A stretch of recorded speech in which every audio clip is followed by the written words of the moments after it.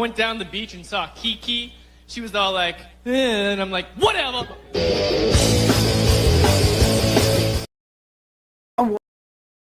I'm waiting for Keanu. What I'm doing is waiting for Keanu because I can start. What are you waiting for Keanu for? Keanu never does anything. You just walk right out of the thing.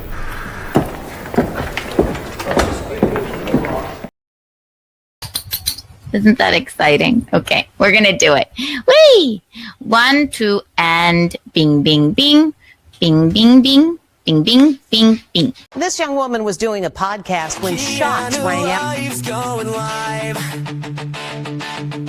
where you can tune in anytime.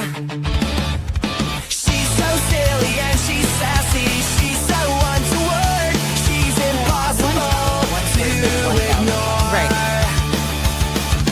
Kiki doesn't give a fuck. It's a party in the stream. Going bang, bang, bang, bang, bang, bang, bang, bang.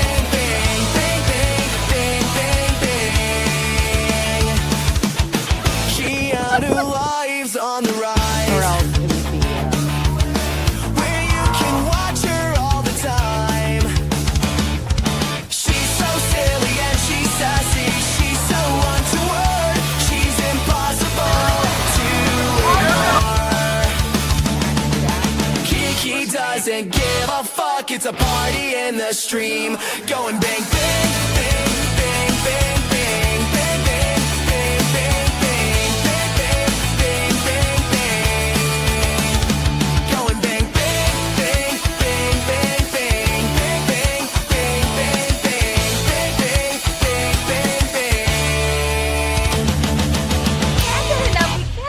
Look. Just waiting for this vodka to kick in.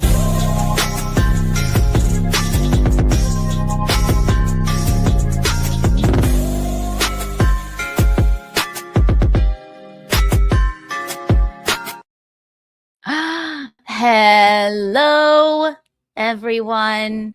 Can you see me? Can you hear me? Can you feel me? It's me, Kiki. We can't get enough. We can't. Welcome. That's not bad. I started the beach thing at 12:30-ish, 12:33-ish. KeaNOON. Welcome to KeaNOON, ladies and gentlemen. It is a cute intro song. Hi, KB. Going bing, bing, bing, bing, bing, bing, bing, bing, bing, bing, bing. Hi, Doodle. We have a rabble-rousing episode for you today. It's going to be a bacchanal, an afternoon bacchanal.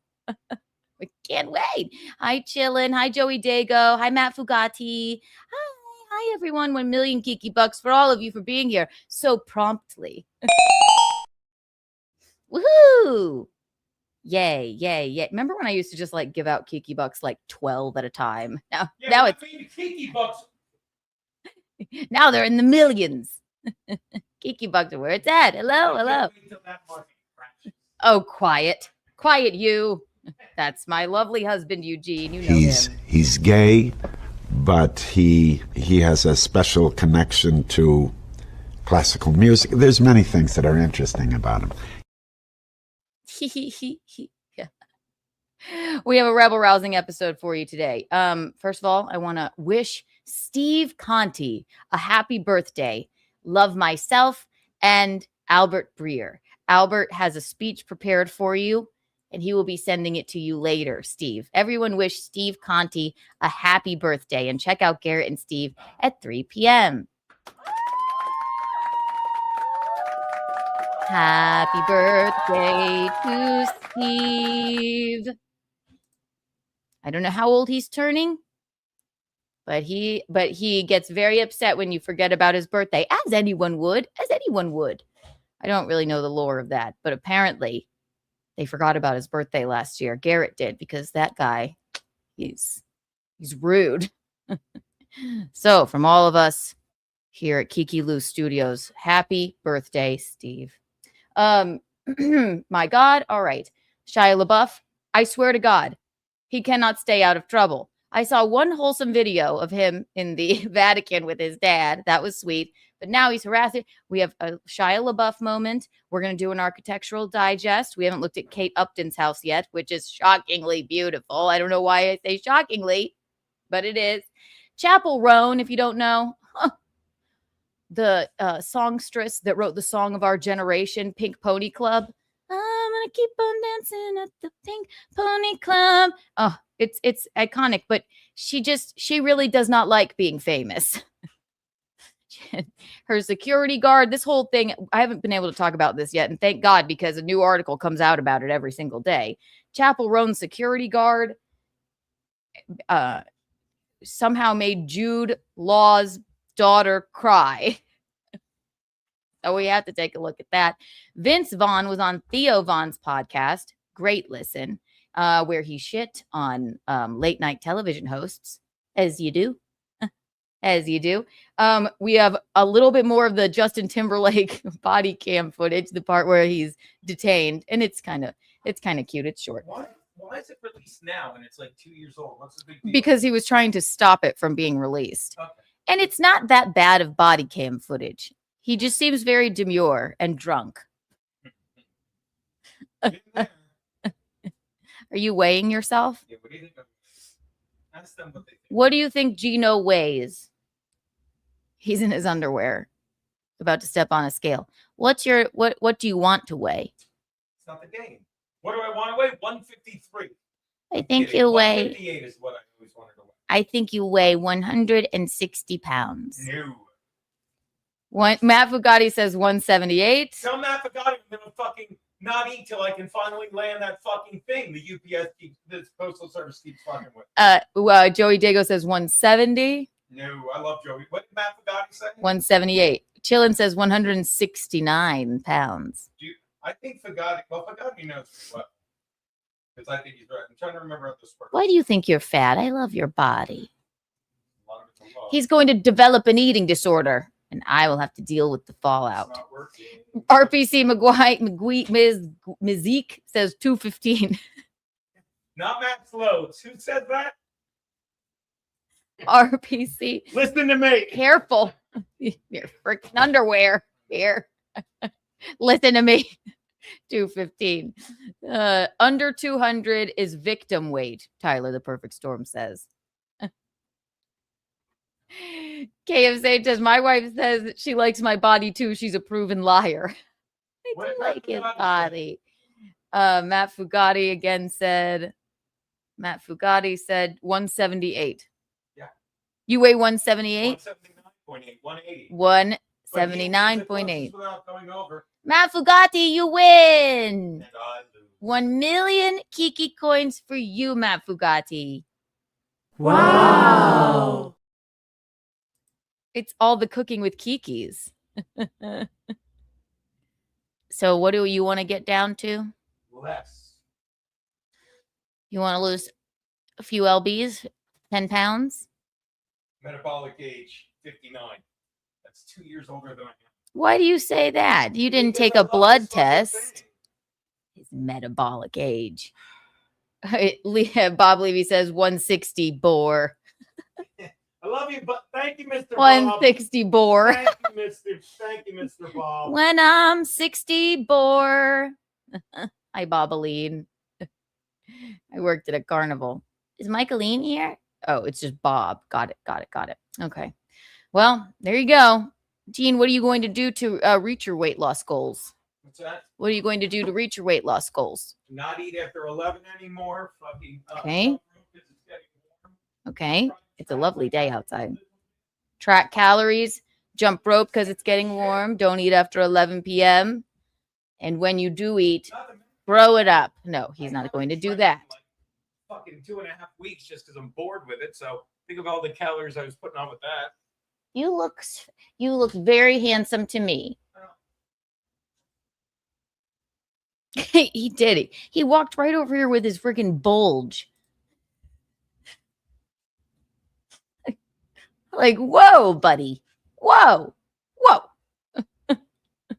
He's gay, but he has a special connection to classical music. There's many things that are interesting about him.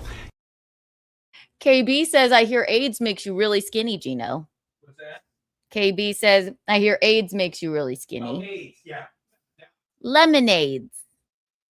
No. Have you ever thought of a GLP-1 moment? I don't recommend it for you. Why would I don't know. When I could just eat, feel better without killing myself.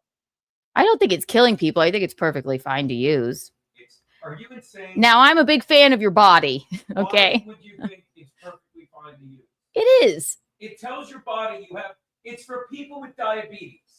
So healthy people are taking medicine for fat people. No, diabetes does not necessarily mean fat. Okay. No, Keanu, it's for people with type 2 diabetes. That means fat. It's not for people with actual diabetes that need insulin. So yes, it does. But thank you for making me clarify. I didn't mean to anger you so. I'm just teasing you. Of course you're not going to take the jab. There you go. Oh, God, I said jab. Gino, I love your body. I think you look great. Push-up says anorexia is also good for saving money. They certainly don't take Kiki bucks at the grocery store yet. But also, didn't you just lose a little weight, you said? I'm a big fan. That's why I seduce you so much. Yep. All right, Vince Vaughn, Shia LaBeouf, Boston Rob, and Eliza are fighting. If you don't know who that is, it's because you're not watching Survivor. Chappell Roan, Shia LaBeouf, Justin Timberlake, Vince Vaughn, Architectural Digest, and Elle Fanning. We're going to take a look at what is going on. Vogue does this thing where let's see what's in the celebrities' purses. And if it's like, Kylie Jenner, the epitome of opulence is having a bag that's like this big. I just put a Tic Tac in here. Someone else carries my things. Matt Fugati, thank you for the $5, darling. Walk to Hell's Gate post office and pick up a package. Weight loss plan. Yeah, okay. That's what I'm going to do. Tell them I'm doing that tomorrow. He's doing that tomorrow. I actually have to move my car tomorrow, so I'll just drive over while it's... Is it really called Hell's Gate? Thank you, Matt Fugati. 1 trillion Kiki coins for you. Wow. What are we cooking for Cooking with Kiki this weekend? Any suggestions? Anyone? Is there anything you'd like to see Eugene and I cook? I've made all my go-tos. I don't like the way that veal, I can't abide by. They put those little cows in tiny cages. It's not that I've never even tried veal. I don't know. Also, where do you even... Fish? A fish moment, you say? Salmon? Calzones. Aaron James, you did say that. Aaron James had the thought that we each get the ingredients for a calzone. As you know, I'm not really a pizza fan, which a calzone is just basically a pizza folded in half. And we both make our own and try each other's. That might be a fun idea. I would make like... That was dirty and untoward of him to say. I can't bake. That's why I can't make a cake. I do remember that. A fish lunch. We'll make a fish lunch. Sure. Make it a fish camp. We'll have a fish lunch. What was I going to say? What would I make a calzone? I would do something sassy, like goat cheese, prosciutto, and fig calzone. That sounds good. I know it sounds crazy, but it sounds delicious. Maybe we will do that. Or maybe we'll do a fish moment. I don't know. But we'll do something. We will do something. Bob, I heard you talking about this toe ring scenario. I think you mean ankle bracelet. I have never known Eugene to wear a toe ring, an ankle bracelet, an anklet. So an ankle ring, a toe ring. I can't imagine it. I guess I could ask him. A toe ring. My mom always says, Michaeline always says she cannot wear a toe ring because it gives her toe a headache. And while that doesn't make sense, it does. Gino, have you ever worn a toe ring? A toe ring. No, an ankle bracelet. That's the rumor that Weeeeeeee started because he's fucking senile. Because we were on Kid Chris. I had a thumb ring, but never a toe ring because I hate when people grab my toe. Oh God, because I thought I've known you to wear an ankle bracelet. Never had an ankle bracelet. Oh, see, now I'm making things I have an up. ankle tattoo, so I could see you saying ankle bracelet. I had a thumb ring, so I could see Bob saying toe ring. But as Max Loads will attest, I hate when people grab my toes. When my mother used to wake me up in the morning, she'd yank on my toes, and it would freak me out. I hate when you put my toe in your mouth every morning. But I do love people still, like when someone's like, hey, how's your toe ring? I know they're Kid Chris and Bob Levy fans, so I got it. Okay. He does. He puts my freaking foot in his mouth every morning. I know that sounds crazy, but he does. I'll still be sleeping and he'll go, and I go, stop it. And then I make him, and then I'm like, put my sock back on. No, he had a toe ring. Bob, you're lying to us. Do not mislead my audience. He said, no, he had a toe ring. Bob thinks Pat Dixon doesn't hit women, so why would you fucking listen to Bob? I'm not. I'm just Bob used to do stand-up, and now he's a fucking, he works with a puppet and a fucking woman beater. Shots fired. Fucking Rodney's Comedy Club, and then he goes on Stuttering John show and calls you a filthy Italian. He's like, that's a joke, because he's lost his fucking way. But I'll give you a hug when I see you next time, Bob, because I love you, and that's why I gave you Mark the Booker's number. But keep doing this hack pro wrestling shit. I need you. Michaeline, we are coming up with our list of demands for her to appear on your show, Bob. So It's a good working with Pat.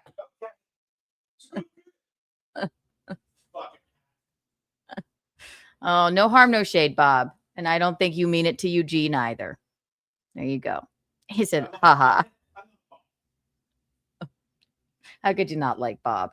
Oh my God. Speaking of people Vince Vaughn doesn't like, how about that? Blacks. Eugene. Oh, sorry. Why would you put that on Vince Vaughn? This was a very interesting episode to watch. I like Theo Vaughn's podcast. He is such a goofball. He is so odd and so funny. And Vince Vaughn went on there. Who doesn't like Vince Vaughn? It's phenomenal. He's, he's my mom always describes, he's like, he's just such a Chicago guy. And even though he's kind of got that, like, even though he's not classically good looking, he's still good looking. Like you want to, something about him. He's got charm. But this is what he had to say about the late night hosts, ladies and gentlemen, which I thought was very interesting. And I think he's correct. Go away. Come up with the fucking ads. Stop it. Yes. Vince Vaughn blasts late night hosts Jimmy Kimmel and Stephen Colbert for being too political. People want authenticity. Now, I liked this a lot. I thought that was a very good thing to say. Because that's why people are sort of, it's like, I think that what was said is like, people that start their own podcast that produce them on their own or whatever, they'll tell you up front their bias. You might like their personality or whatever, but it's like you're secretly having a bias and it's on late night television and people don't want to hear it. If anybody that's watching late night is probably kind of like a, middle America, just regular American, and they might not think the same way you do. Jimmy Kimmel, Stephen Colbert. Vince Vaughn blasts late night host Jimmy Kimmel and Stephen Colbert for being too political. People want authenticity. Vince Vaughn called out late night hosts for having political agenda on their shows. They never get it right. The Wedding Crashers actor said on Theo Vaughn's This Past Weekend podcast on Tuesday. I think that talk shows, to a large part, become really agenda based. And that's why, I haven't watched any of those shows in years. When I was born, they said I looked like David Letterman, and I didn't stop crying until I was 10. I watched a little bit of David Letterman, but never really. I like Jimmy Fallon. I don't watch the other shows, though, really. Vaughn, 55, continued. They were going to evangelize people to what they thought. You know what I mean? And so I just rejected it because it didn't feel authentic. It felt like they had an agenda. Look at him. Look how cute he is. Look at that sassy leather jacket. Good for you, Vince Vaughn. Good for you. Botox. He's doing Botox. Everyone is. Look at that forehead. Botox. Nothing wrong with it. But even the men are doing it. Don't lie to us. Don't lie to us, ladies and gents. All right? The dodgeball star said that late night shows stopped being funny when they shifted too much towards political talk. It started feeling like I was fucking in a class I didn't want to take, he added. I'm getting scolded. Vaughn didn't name drop any late night hosts, though he appeared to be referring to Jimmy Kimmel and Stephen Colbert, who are both outspoken critics of President Trump. That's a lot of people, but, you know, just be funny. That's all. The businessman hasn't appeared on Jimmy Kimmel Live since 2015 and has never been on the late night show with Stephen Colbert, which is ending in May. Is it ending in May? The discussion about the state of late night TV began when Vaughn 46 mentioned that the shows are struggling because the hosts only make fun of white redneck people. That's kind of like the only group that you're still allowed to make fun of, I guess. Honestly. Yeah, is a point. What? Bob, are you watching the Phillies today? Eugene wants to know. The public don't want political messages, but how will they feed us propaganda without it? But who's watching these? I mean, there are people watching them, obviously, because they're still out there, but I don't know. Aren't we all going to YouTube to find our favorite creators and see what they think about it? I mean, that's both sides. I'm not going, hey, Jimmy Kimmel, tell me more. I saw him in I saw the Jimmy Kimmel Live once in Boston, in Brooklyn long ago. And Jay-Z was there, and then we all got tickets to a concert. So in that regard, I liked Jimmy Kimmel's show. That was fun. People in nursing homes, old people. Yeah, right. But like, aren't they watching Jeopardy more? I don't think the discussion about the late night, about the discussion about the state of late night TV began when Vaughn 46 mentioned that the shows are struggling because the hosts only make fun of white redneck people. That prompted Vaughn to recognize that podcasts have become far more successful than late night shows because people want authenticity. Now that is correct. Very astute. If you look at what happened to the talk shows and why their ratings are low, it's got only to do with the fact that what you just said, which is they all became the same show, the True Detective actor added. And they all became so about their politics and who's good and who's bad, Vaughn continued. Right. That's what we don't want to see. It's like, I hate it when people are like, oh, why do you have to use your platform? Just act for us. Do all that. It's like, but there is like a level of that. It's like, why do you think that we care what you think about politics? Even if I agree. It's like, God, what a fucking downer. It's just such a downer.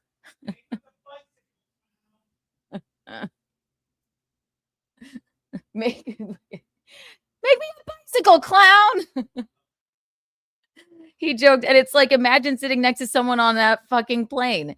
You'd be like, bro, how do I get out of this fucking seat? Vaughn identified as a libertarian in the past and is friendly with Trump. 79. Ooh. And that's why he hasn't been on the show. In April 2025, the White House shared a picture of Vaughn and the president in the Oval Office. 3 months earlier, Vaughn was spotted taking photos with fans at Trump's inaugural Starlight Ball. All right. Here you go. Well, there's one Hollywood actor that's like, yeah, I kind of like Don. Right, Donald? There you go. You got one fan in Hollywood. Why didn't he perform at the alternative Super Bowl halftime show? He could have done a monologue, right? That was a farce, too. I hate politics. I hate it. Where's my fucking Trump thing? There it is. Bing, bing, boom. He stole that from me. Even our president is Kiki coded. He must be watching. Hi. No, that's why it's confusing. Theo Vaughn is 46. Vince Vaughn is 55. Two Vaughns, different spellings, one podcast. Yeah. So there you go. I thought that was pretty poignant and truthful. You don't see it a lot in Hollywood. Am I right? So go back and watch that because it's really good. It was very interesting. And they don't just talk about that stuff. Where has Vince Vaughn been? I want to see him in more. Actually, he was in something on Apple TV. We never finished it. But goodness gracious. That's what I thought. Gino said the same thing. He's 46. Theo Vaughn is 46. Yeah, I couldn't believe it. Yeah, he does look great. Botox. I wonder what his metabolic age is. 46.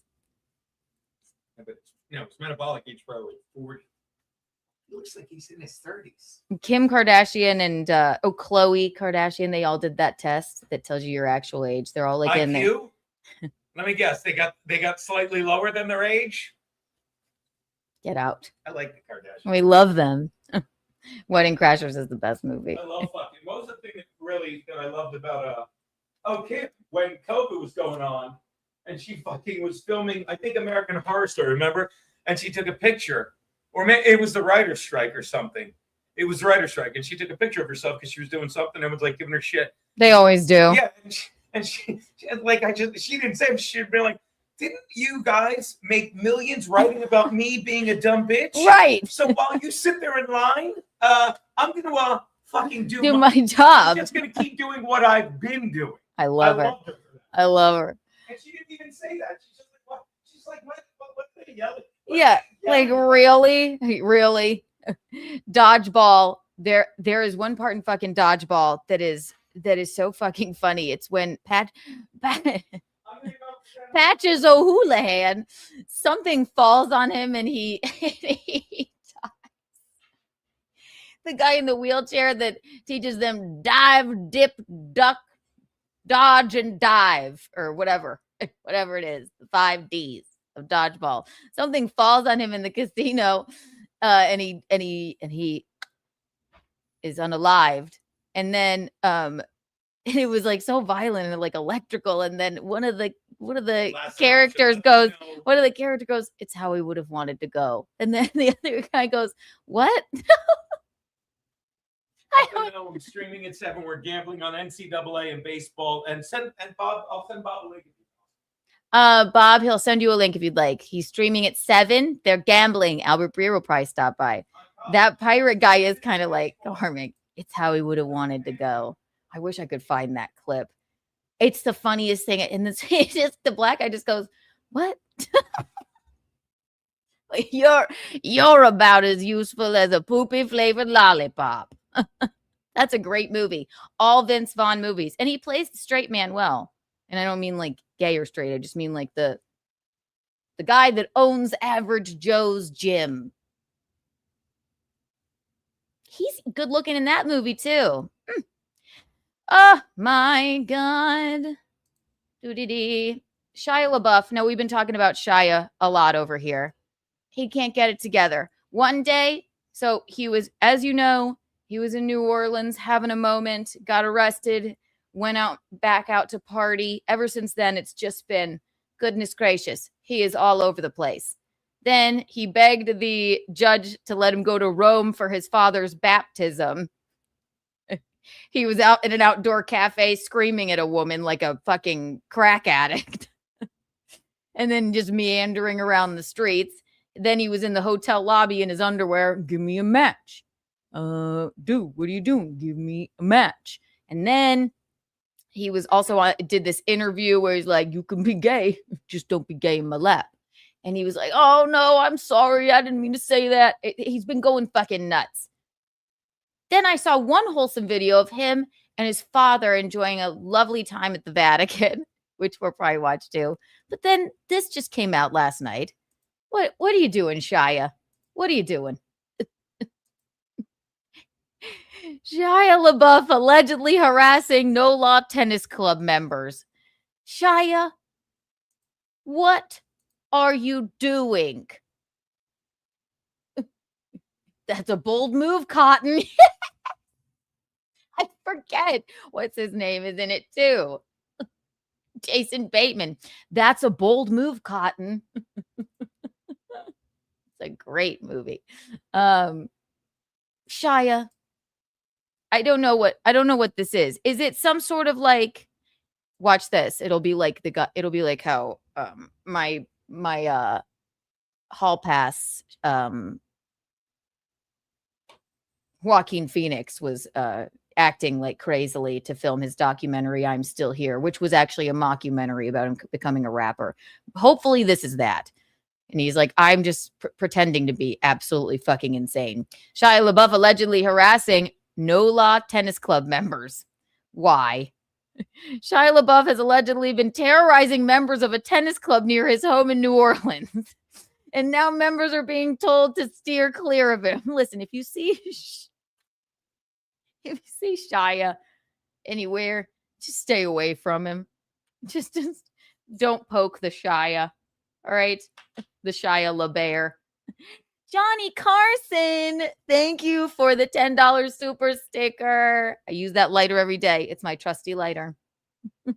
Everyone go subscribe to his channel. Do it now. Do it now. You're dead to us. Thank you, Johnny. 1 million Kiki bucks for you.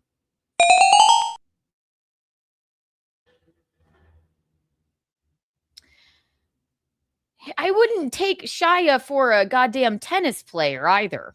That's another one. TMZ obtained a notice that that was sent out to membership at the New Orleans Lawn Tennis Club, and it says they are writing to inform them of ongoing disturbances involving a new neighboring resident whose continued outbursts have affected the club environment.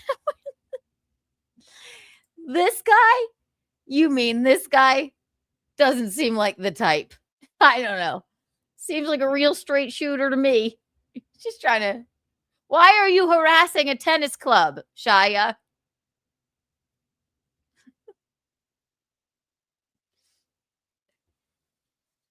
Shia, what are you doing? Look at him.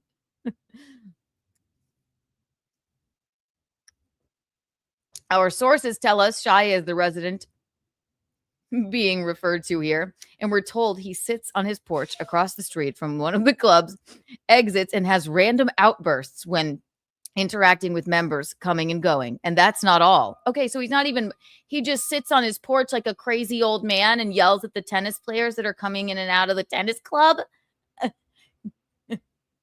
What are you doing? You hitting some balls? Hitting balls? It's not right. It's not right. We're told Shia's interactions with exiting members are very hot and very cold. And he's offered members money to play tennis with him and has even interrupted clinics. Shia, we're told, is not a member at the club. Okay.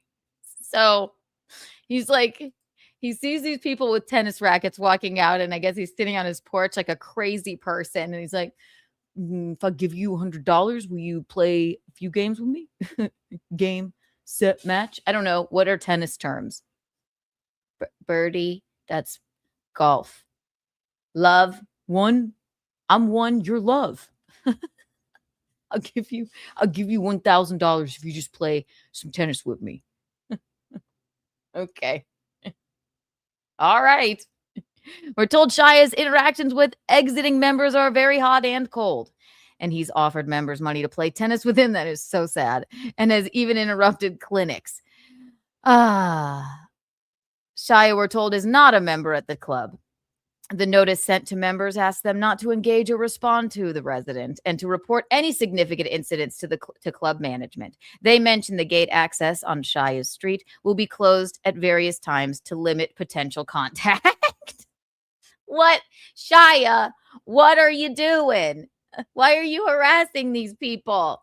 And get this, the NOLTC claims its board and management are working with New Orleans Police Department to resolve this matter and ensure the continued tranquility of the club.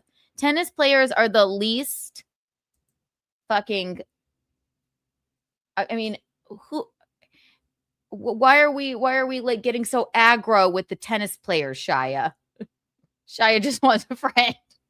I guess so. I don't know whether to laugh at this or cry. You imagine you're Shia LaBeouf, the kid from Even Stevens and Holes and American Honey. Great film. One of my favorites. And you're scaring your neighborhood tennis players. Walk on down the road to the badminton club. All right? These tennis players don't deserve it. He's just sitting out there with like an air horn. What's this? Screams from Shia. I don't know if you've heard. Quiet with the ads.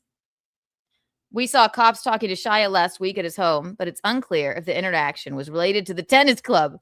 This story gets crazier and crazier. We reached out to NOLTC and the club had no comment. All right, I guess we're going to see him shouting. I think we watched this before, but no gate access for you, Shia. That's right. Really?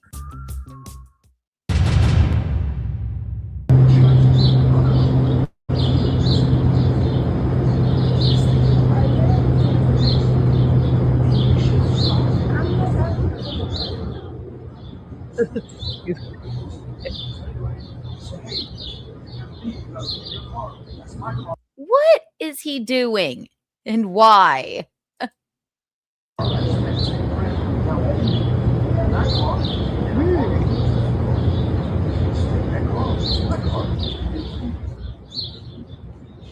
Oh, now we can see what he's saying.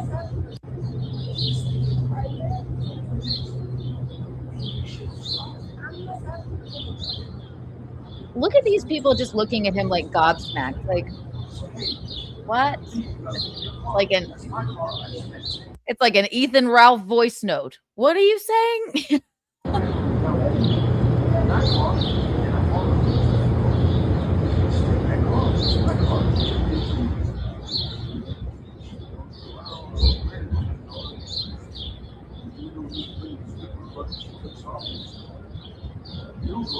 They've yet to say a word. He's just an old drama queen.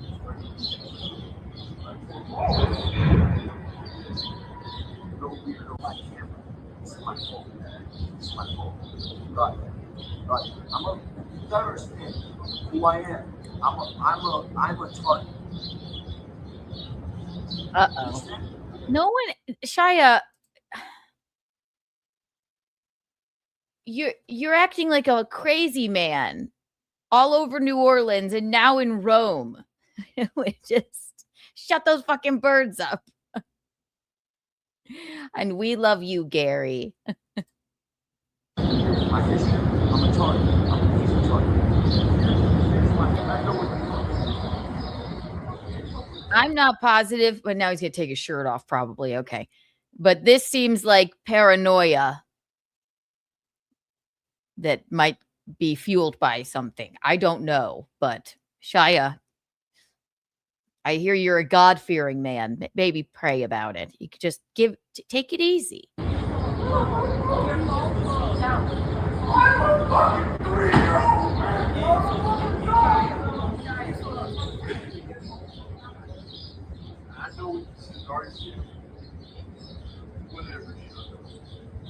He just went inside to scream and then came out. He's like, I'm fine.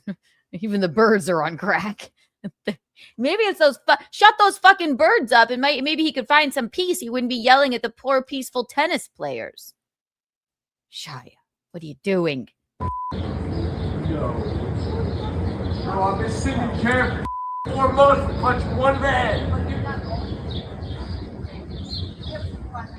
Don't matter. It don't matter. Here's the number. Don't I matter. don't trust you at all. I don't trust you at all.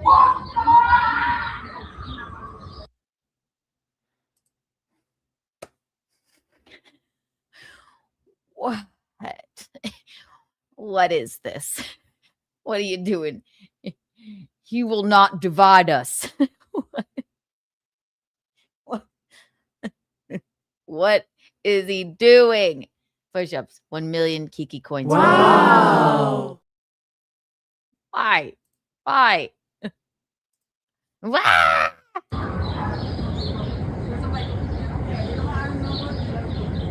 It's why I never call you. This I didn't watch this. This escalated quickly. What are you doing, Shia? How can we get you the help that you need? I know you're going through a breakup or something, but goodness gracious.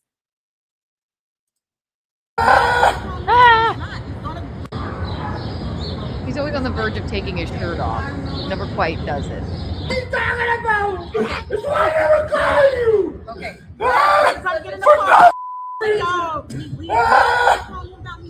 If you're just tuning in, this is Shia LaBeouf. He's been on a rampage. Obviously needs some professional help. And he's in the news every other day for accosting tennis players and walking around a hotel in Rome in his underwear, asking, give me a match, asking for a match. A tennis match? Do you think that's what he meant? I don't know. Well, we'll pray for you, Shia. Here's the number. I don't trust you at all. I don't trust you at all.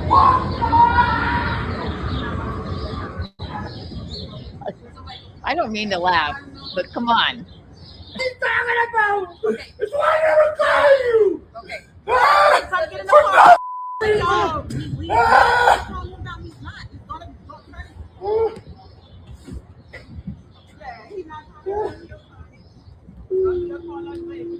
I think these cops are like gobsmacked too. They're not doing much to de-escalate the situation.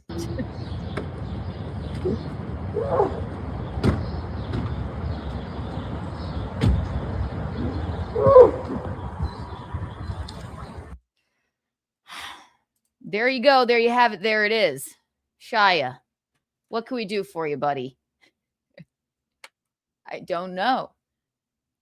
What are we going to do for Shia? Suggestions? Do you think he is just an odd bird? Do you think he needs professional help? Is he having a psychological break? I'd say so. I'd say so. You can fix him. He's a very talented actor. But, you know, those types, it's like, oh, it's my talent. It just eats away at my soul. My soul, I'm a target. Swear I never call you. He needs a beer. He needs a breer. Goodness, Shia. The beer is the last thing he needs. He needs help. Definitely. He's having a psychotic break, I think. But he's always been odd. Child stars are always kind of fucked up. Except for Miley Cyrus, of course. She came out on the other side. But she seems okay. Lord. White Claw break. I'm going to pee. Look at this. White Claw break. Watch Miranda Priestley while I pee. Then we'll be right back with an architectural digest and what is going on in Elle Fanning's purse. How about that? Where are the belts for this dress? Why is no one ready? Here. It's a tough call. They're so different.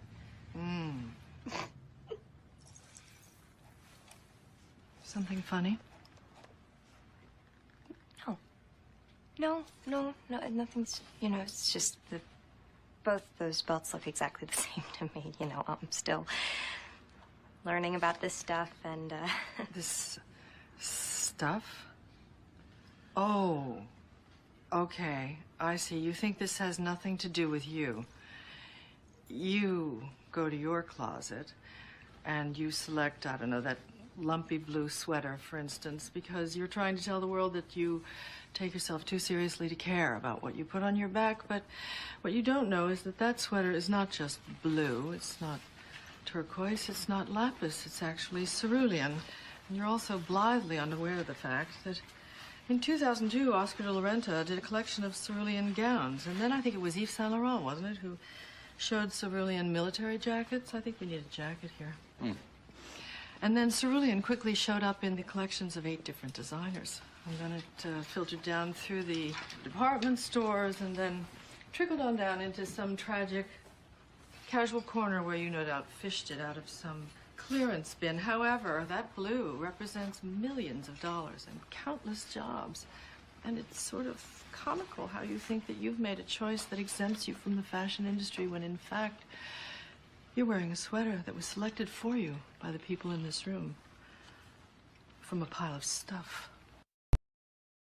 From a pile of stuff.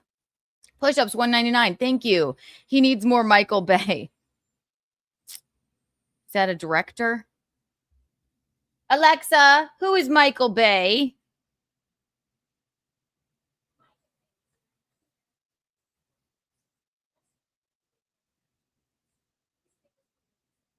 Transformers, figured. Yep. That's where we found Megan Fox. I'm telling you, American Honey is one of my favorite movies. It's so good. I think he dated that girl for a while. I know. I've always wanted to be blonde, Coach muttering Jay, but hard to keep up with. I do get a lot of use out of that wig, though. Bing, bing, bing. Okay. Also, we Architectural Digest. We're gonna take a look at one of those. That's one of our favorite things to do. Elle Fanning. The Vogue does this thing where we're gonna look inside of the celebrities' purses. What are you carrying? A Tic Tac. Wee. I think, and I haven't watched that one, and there's something about Elle Fanning I just do not like. I don't know what it is. She's a great actress. It's not like how we all despise Anne Hathaway, even though she's beautiful and a great actress. It's different than that. It isn't fair. It's not like that, though. I don't know. Maybe I'll know when I watch. But let's see what she has in her purse, and then we'll know. But also, we talked about Justin Timberlake. We watched all that body cam footage, but we missed when he was in the precinct. And I want to tell Justin Timberlake something, okay? This is not that bad. Compared to some other body cam footage that's out there. All right? You didn't fart in airport jail or anything. It's really not that bad. You were very polite. You were just very drunk, seemingly. All right? And I did see this. We don't know what Jessica Biel has to say. I do want to see this really fast. God, where is it? Going bing bing. We may not even be able to get into Chappell Roan today. La la la la la la la la la. Watch this. Ooh ooh ooh.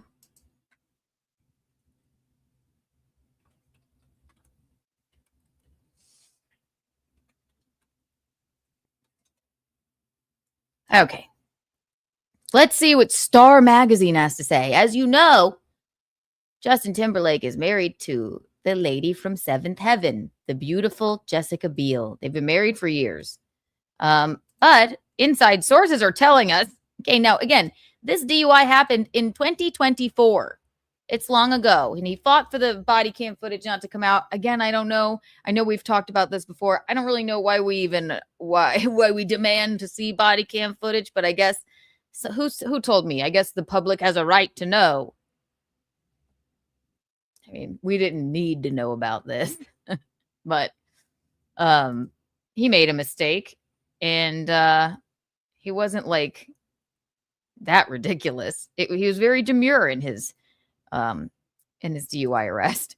That other lady, I can't believe they let her drive. She seemed drunker than him, or maybe she's just obnoxious. I don't know. She's like, what do you mean? No, you're not going to arrest Justin Timberlake. Don't you like sexy back and bye, bye, bye? Hi. Oh, we love to see new faces around here. You kick ass. 1 million Kiki bucks for you.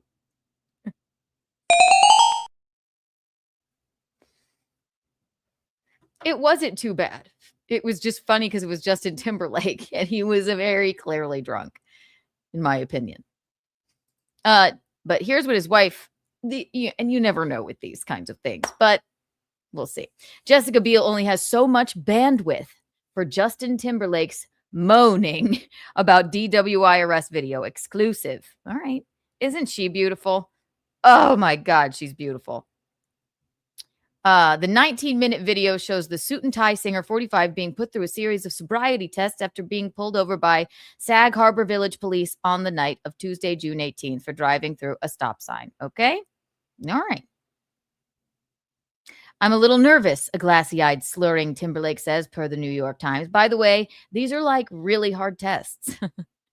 After he is handcuffed and put into the patrol car, a friend of the former boy bander pleads to speak with him. Can you guys please just do me a favor? Because you love Bye Bye Bye or Sexy Back? That is how is that legal to try and say to, I mean, I guess there's nothing illegal about it, but for Christ's sake, she may as well have been like, what if I shake your hand with this crisp $100 bill? Can you guys just do me a favor? That was the craziest part of the body cam footage, in my opinion. But the woman asks before requesting that Timberlake be given his cell phone. Justin knew the footage would go viral, which is why he fought so hard to have it sealed, a source tells Star. Now, we never know about these sources, but so the fact that he couldn't pull it off is soul crushing. You're Justin Timberlake, okay? You're not Shia LaBeouf around town, okay? He's not embarrassed.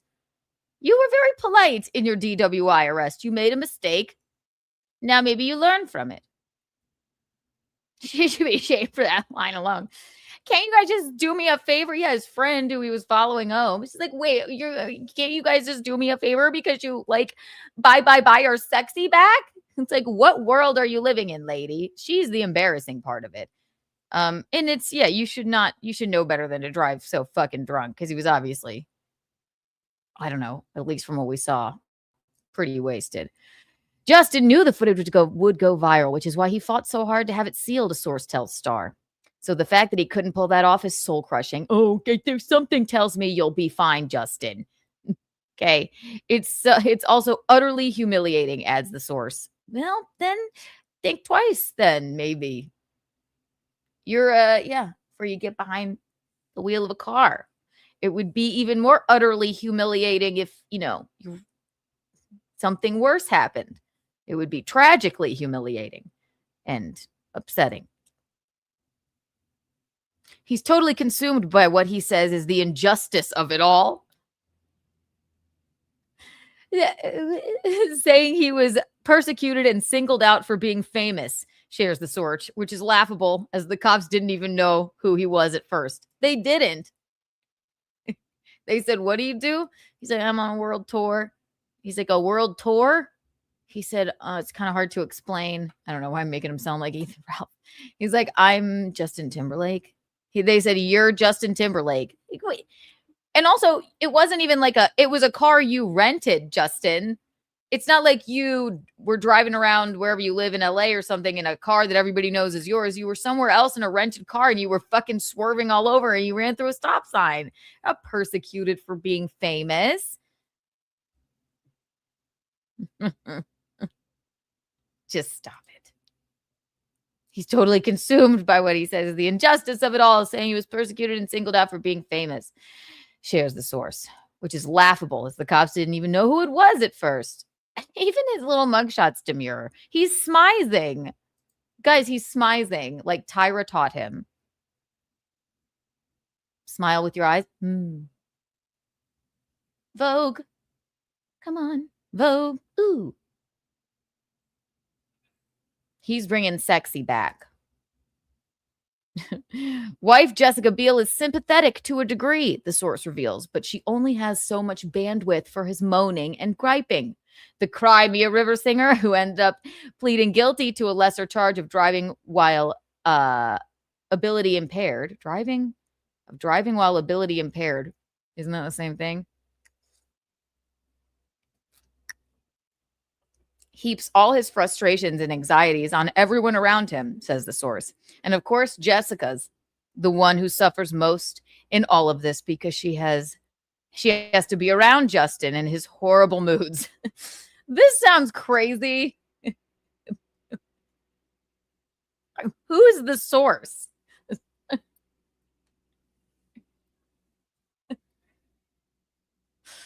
She has to be around Justin in his horrible moods. As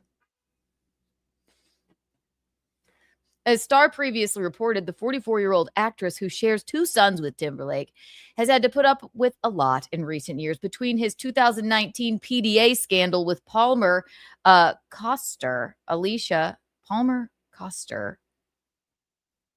Wainwright. I don't know who that is. And his DWI arrest. So he was having PDA with another lady when he's married to one of the most beautiful women alive. Oh, Jessica does still love him. She hates the thought of breaking up their family and the logistics of a divorce. Yes, I'd divorce him, but the logistics of it. Ugh. Way too much work for me. What a thing to say. The logistics of a divorce. If you want to divorce somebody, I don't think you're really worried about the logistics. Push-ups $1.99. Thank you. She needs a real man like Shia. Yes, precisely. Jessica, you know what? I think Shia is single. I guess, yeah, it's a divorce would be. But do you stay married to somebody you don't want to stay married to because of the logistics of a divorce? What an odd thing to say.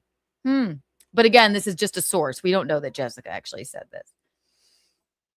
Oh yeah, she hates the thought of breaking up their family, and the logistics of a divorce would be traumatizing. Yeah, for the kids, I guess. I mean, is it that? I'm not traumatized. My parents are divorced. They remain friends.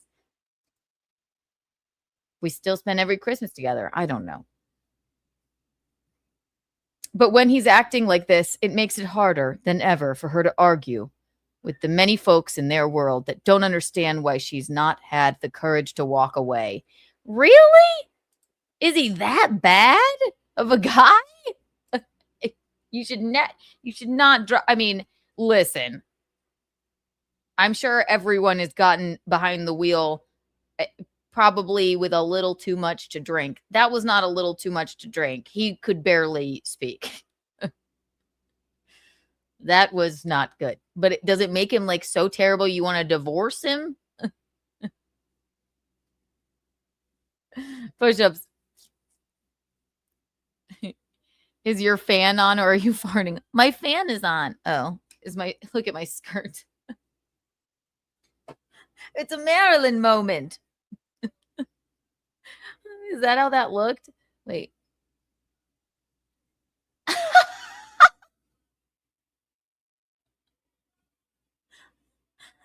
Yeah, the fan is on. I'm ruined. So, there's how Jessica feels about it. And we missed this little piece of the body cam footage. And I thought it was kind of funny. So it's only 4 minutes. We won't even. So we remember the test. We remember him getting pulled over. We remember all of that. But here he is in the jail. I think it's kind of interesting. So you're going to watch it with me. Let me turn it up a little bit. There we go. Hey. Wait. Sorry. Did I even share it? Oh my God, I'm so confused. It's because the fart thing really threw me off. Here we go. The details, obviously, I wasn't going to stop you. My partner here observed you some kind of traffic violation, started a traffic stop, believed you have impairment, did a series of routine tests on you, right? Field sobriety tests, okay? You performed poorly on those, okay? Based off of his observations, you are intoxicated. To be honest, Keanu, you would have let a hammered Timberlake drive you home and you'd do untoward. It's untoward. And no, I wouldn't. I refuse to get behind the wheel with somebody that's just so obviously fucking wasted. No, but thank you. And you're spelling that untoward, like toward, not that. Untoward. Look at him. Poor, he's so meek. Okay. So you were under arrest for DWI. Okay? Okay. Okay, awesome. All we're asking is if you understand what was just read to you. Yeah, I hear you. Perfect. And what I'm gonna do, It sounded like you said, I hate you. I'm gonna reread this again. We're gonna go through the rest of it, but at this I got point, you. I got you. At this point, it asks for initials. If you don't want to initial, you're not required to. You can't be forced to. And The I'll Untoward World Tour. I will read the rest of it. Okay. Will you initial or no? No. Okay. No. I'll read the rest of it for you. Guys, like, Now, do you consent or refuse to the chemical test? no, I'm not doing the chemical test. Like, guys, I don't mean no harm. Like, You didn't mean harm, I understand. but buddy, you could have caused harm. He's like, guys, come on. We believe you to be Don't you know I can dance? under the influence of alcohol and okay, operating a motor vehicle, right? okay, but I don't mean no harm. I didn't say you did, right? Everyone makes a mistake or two in their life, right? Yes. You had too much to drink, you drove the car, right? Okay. It's whatever, you know. Okay. I don't know why it's I'm not blurred. here to judge it. We got a job today. Yes, sir. It becomes unblurred in a I minute. appreciate that you're doing that. Appreciate that. Thank you. Yeah. What was the traffic violation I missed? You were wasted and you drove through a stop sign. So I know for future reference. I observed you found the His full stop at the lizard stop face sign, was showing. and then while Oh you're driving, God. you failed to keep right on numerous occasions. So you're very. Wait, start over? He unzipped his skin. So- One more time. You failed to stop at the stop sign, and then while you're operating the motor vehicle, you failed to keep right on your side of the roadway. Look how hard he's trying to seem sober. That's the thing. Look how hard he's trying to concentrate. You know, when you're so wasted, you take a deep breath, you're like, just suck it up. Act like you can comprehend what this man is saying. Look sober. They know you're not. They know it.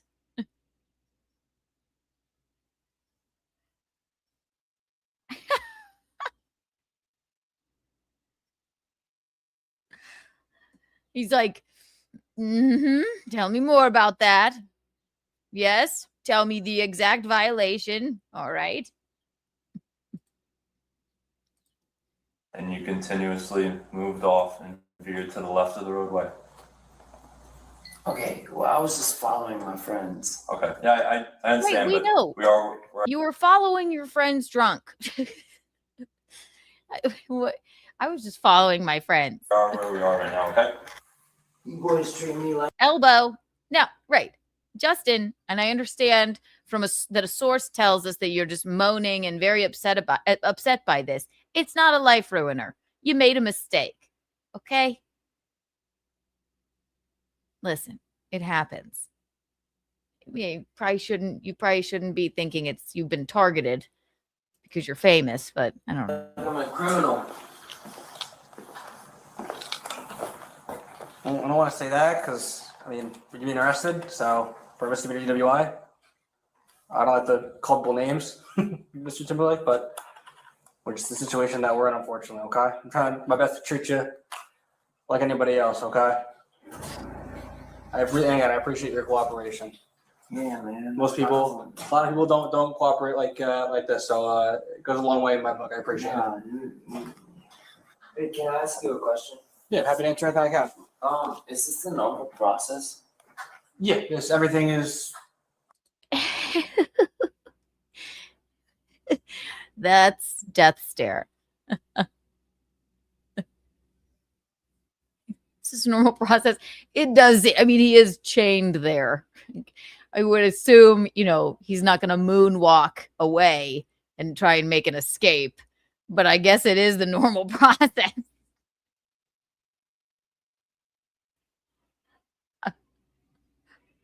It's not the normal process? Tell me about it, Aaron. Is it not? I don't know. I've never been arrested. It is kind of funny. He is chained to a desk with a little cup of water. Is this the normal process? Oh my God, look at his face. Look at his face. He's mad.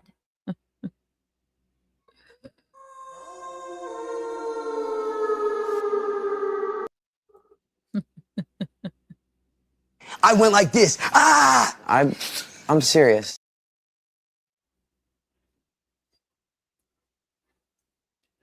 Oh, I'm being sarcastic. Okay, what does he expect the police to say?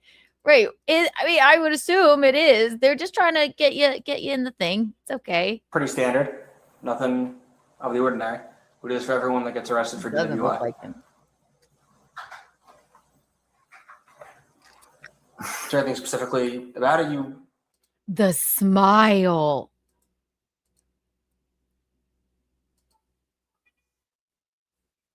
Look at him. Ah! Oh my God, Justin.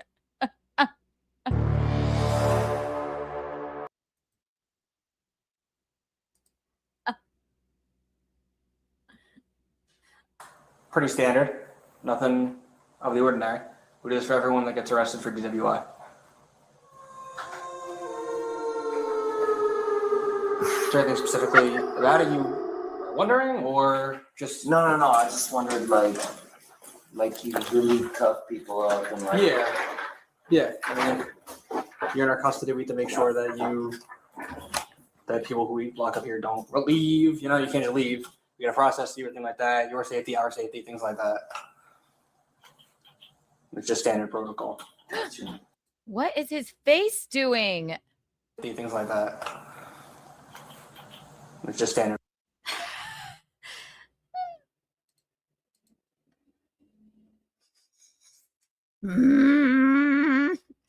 Isn't it strange JT couldn't stop cam video from getting out, but we still haven't seen Britney's mugshot? Britney Spears? That just happened, didn't it? Yeah, Tommy, yes. Can't you just do me a favor because you bye or sexy back? She just couldn't comprehend that it was happening. No. She seemed, I don't know, deranged. What is he looking like that for? Protocol. I appreciate you boys for doing your job, man. I appreciate that you understand that we got to do I our thing. appreciate you boys for doing your job. I had one martini and I followed my fucking friends home. You are petite. You had one martini. Is that what you're telling us? Where are the credit card statements? One martini? That is just, a martini is just vodka or gin, a little vermouth and some olive juice if you like it dirty. I'm bringing dirty back. One martini, extra dirty. I think you had more than one martini. Don't piss on me and tell me it's raining, Justin.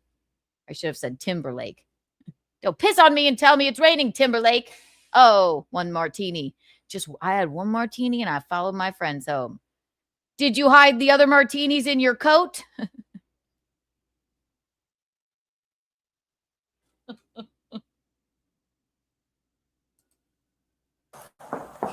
I appreciate you boys for doing your job. One Justini. Just look it over real quick before you sign. Jeff Hillman, thank you for the $2. Show me the meaning of being lonely in a jail cell. I think then after this, he's shocked. He's like, you're putting me in jail? They're like, yeah.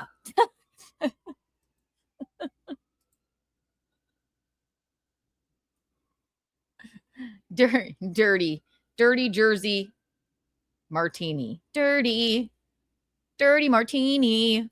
Dirty dirty, dirty, dirty martini.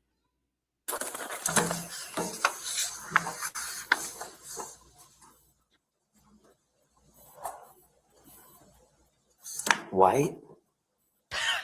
I'm just kidding. He makes a little joke. He made a little joke. He went, white?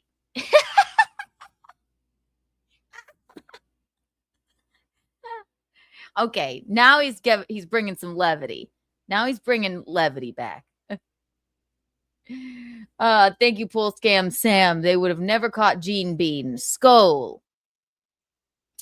Caught Gene Bean. Doing what? Eugene doesn't drive drunk. Push-ups. Thank you for the $1.99. He just thanked and showed respect to the cops. Cool. He did. Yes, he did. And then he made a little joke. He was like looking over his papers and he went, white? He said, I'm just kidding. Good for you. Good for you. Tell me white. I'm just kidding, man. He feels larger than life. Is that Backstreet Boys or NSYNC? Who knows? I was more of an NSYNC fan than a Backstreet Boys, but I liked them both. White? I'm just kidding. I'm just kidding, man. So you're being held for the night, and then in the morning is the arraignment. So in the morning, usually around 9:30. Being held all night? It might not. Look at him. He's like, I'm trying to be nice with y'all. You're really not going to get me a Learjet home? I'm going to have to sit on this bench until the morning? Really? Really? Tell me why. Might be this one. You might be over at the other one, and they actually have blankets for you. You guys are wild, man. And again, like I said, you can make a phone call if you would like, the attorney and things like that. You're allowed to call right Call Jessica now if you wish, or you can call later. Yeah, at any point you want to make a phone call, let us know. Yeah. Right. You weren't that. Not even a blanket or a pillow. Oh my God. Will the lifeboats be seated according to class? They put him in damn steerage. It's like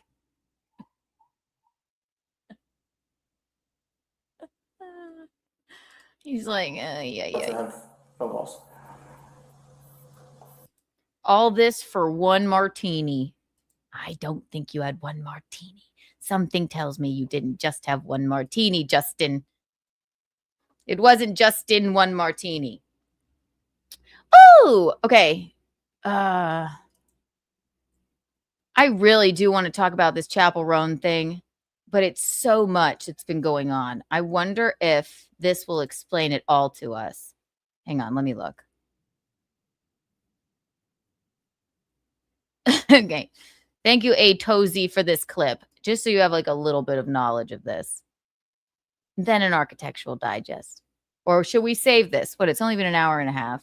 It's only 2 o'clock. Then 3, you're going to go right over to Garrett and Steve for their program, right? Right. Hit the like button if you haven't. And if you're not subscribed, get subscribed. It's rude to watch and not subscribe, right? Jeff Hillman, thank you for the $2. If you want to be my driver, if you want to be my driver, you got to get with sobriety. That's Spice Girls. Make it last forever and the jail part never ends. If you want to be my driver, you got to get with sobriety. That's true. Want to give me a ride home. Pretend you're not wasted. I'm going to have Breer call. Yes. He really wants to wish Steve the happiest of birthdays. So I'm going to make that happen. Subscribe if you're not subscribed. Hit the like button if you haven't hit it. It's rude to watch and not do either of those things. And if you're not a member, become a member. It's KeaNOON-ish. All right. La la la la la. Chappell Roan, the songstress who wrote Pink Pony Club, one of the best songs of all time, really does not like being famous. Now, we've watched her here. She's recording people, like taking photographs of her. She just doesn't know how to really. Kim Kardashian goes like, what was in my hair? No one told me. Just dirt. And Kim Kardashian's like, I was born to be famous. And she was. She handles it in a very different way. Chappell is just a very talented artist with sort of a prickly disposition, and she does not like to be, she doesn't like to have fans. And I love her. I think she's sassy, but I'm going to keep on dancing at the Pink Pony Club. So we've seen her bitch and moan about this a lot. And like, I go two ways on this. It's like, we're not in their experience, okay? It's like, oh, you're going to complain about people liking you and being famous and rich. You could look at it that way, but you could also look at it if you're sort of an introverted person and you're kind of shy and maybe you have a bit of anxiety. Large crowds of people kind of poking and prodding at you. I mean, she's a human. She is a human. Sorry, I'm trying to defend her because Pink Pony Club is so good. I'm going to keep on dancing at the Pink Pony Club. Now what have you done? Thank you, Ghost Crusaders TV. It's a band. So recently, now, this is the newest kerfuffle. She was at a hotel. Jude Law's, this is so odd. Jude Law's daughter apparently was there with her mother, and they were going to go see the Chappell Roan concert. They happened to be staying at the same hotel, and they were at breakfast, and Chappell happened to also be at the breakfast at the hotel. All right. And then Chappell denies having her security guard scold Jude Law's daughter and make her cry. But either way, Jude Law's daughter started crying because she was scolded by this security guard for, I guess, maybe trying to, I'm not quite sure, trying to talk to Chappell or like maybe ever sign something. I'm not quite sure. Hi, Neil. Hi, Brown Sugar Neil. I can't get, I know that she has a prickly disposition, man. I know that, but like, she's very talented. I love her. So you could look at it both ways. I can see it from both sides. It's like, you're going to complain about people liking you. Well, I don't know. Maybe she just has a bit of anxiety, but she's not handling this fame thing very well.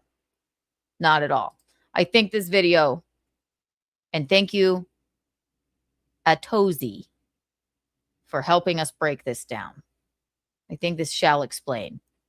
Let's take a look, shall we?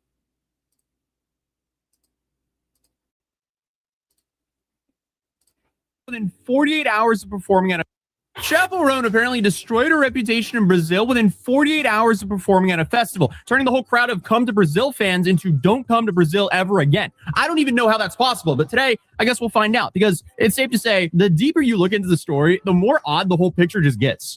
It is odd. The whole thing is fucking weird. So, yeah, okay, they're in Brazil.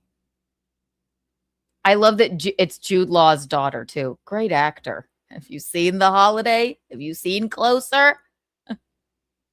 I Heart Huckabees? Great movies. Lollapalooza Brazil 2026 ran from March 20th to 22nd at the Interlagos circuit at Sao Paulo and had TV Globo, arguably, I guess, one of the more important TV networks in Brazil, as its official media and broadcasting partner. This year's edition featured one of the strongest lineups the festival's had, including headliners like Sabrina Carpenter, Tyler the Creator, Skrillex, Lorde, and Chappell Roan. And for Roan, the Sao Paulo date was the final stop of her most recent tour that started in Warsaw, Poland in 2025. That might be relevant because clearly from everything that happened, Now, Sabrina Carpenter, now there's someone, White Club break, that deals with fame phenomenally. Those two sort of came up together, right? We had the Chappell Roan moment and we have the Sabrina Carpenter moment. Sabrina, born to be famous, obviously. Chappell, a little bit edgier, doesn't really know. Thank you, Chris. Doesn't really know how to handle the fame very well. I mean, I remember when she was on the red carpet. It's a claw. It's two. Right? She's on the red carpet and she's like, bitch, I'm not the one. I could see myself doing something like that. So I guess I sort of understand. bitch. I will look at you when I'm ready. You're overwhelming me. I'm overstimulated. Give me a minute. Don't tell me. But you have to push me really far. No, I wouldn't be like that. I would be fucking polite, as I always am. But I can understand when maybe she's overwhelmed. But she just keeps fucking stepping on rakes here. Sabrina Carpenter doesn't do that at all. But I liked when she wore a pig nose on the red carpet. I thought that was sassy. Very Lady Gaga. Lady Gaga deals with being famous really well. You know? Chappell.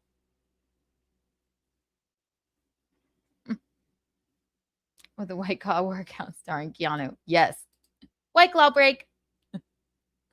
The fact that they haven't sponsored me yet is unbelievable. White Claw break.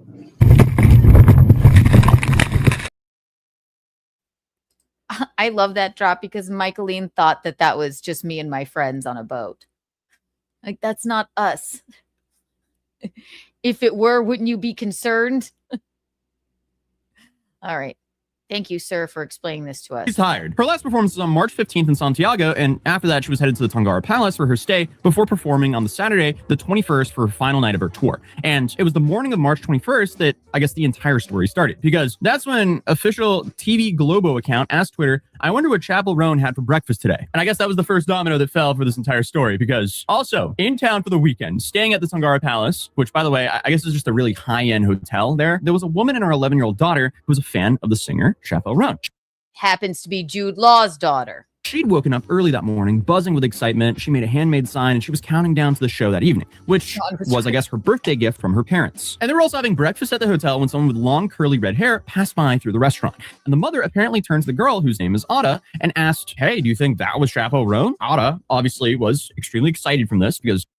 Yes. So they're at the same hotel because they are also, well, I mean, sort of famous people when your dad is famous like that. Right. And it was Chappell. And the girl is fucking 11. She's an 11-year-old fan. He did. She crossed Jude Law's daughter, which is sacrilege. You know, she's here to see her idol. So I guess she got up and she walked over just to check if this was Chappell or not. She then confirmed it was her, I guess smiled at the singer, and then walked back and sat down at her. See, didn't even, so now that's where I was not sure. She didn't even, Jude Law's daughter didn't even ask her for an autograph or a picture. She just walked by the table to see, like, oh my God. She's like, I'm 11. Oh, I'm 11. Isn't he British? I'm 11 and I think that's Chappell Roan. She just walked by, you know, very demurely, just to take a peep and then walked back. That's not crazy. That's not crazy, Chappell. Then Chappell's like, get her, security. But she denies that, so I don't know. Let's skip forward a little bit. Here we go. Sitting in tears at a hotel breakfast is Catherine Harding, a British singer and model and content creator who goes by Kat Cavelli online. And Ada is Catherine's daughter from a previous relationship, and that previous relationship would be actor Jude Law. So the 11-year-old sitting in tears at a hotel breakfast is Ada Law. And a few hours after breakfast, Gino published a long statement on Instagram. I went through a very upsetting situation with my family earlier today. My wife is in Sao Paulo for Lollapalooza, Brazil. This morning, my daughter woke up incredibly excited. She even made a sign because she was so happy to see an artist she really admires or used to admire at Chappell Roan.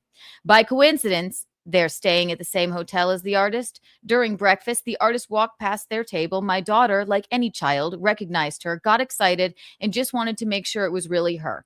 And the worst part is she didn't even approach her. She simply walked past the singer's table, looked to confirm it was her, smiled, and went back to sit with her mom. She didn't say anything, didn't ask for anything. See, she didn't ask for anything. She just walked by and went, oh, that's her. I can't wait to hear Pink Pony Club. Yay! I'm going to keep on dancing at the Pink Pony Club. And the worst part is she didn't even approach her. She simply walked past the singer's table, looked to confirm it was really her, and went back to sit with her mom.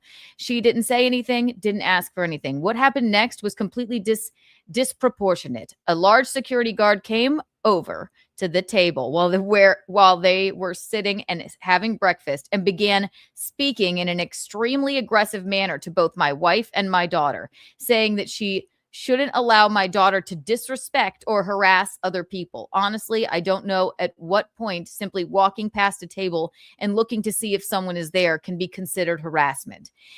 He even said he would file a complaint against them with the hotel while my 11-year-old daughter was sitting there in tears.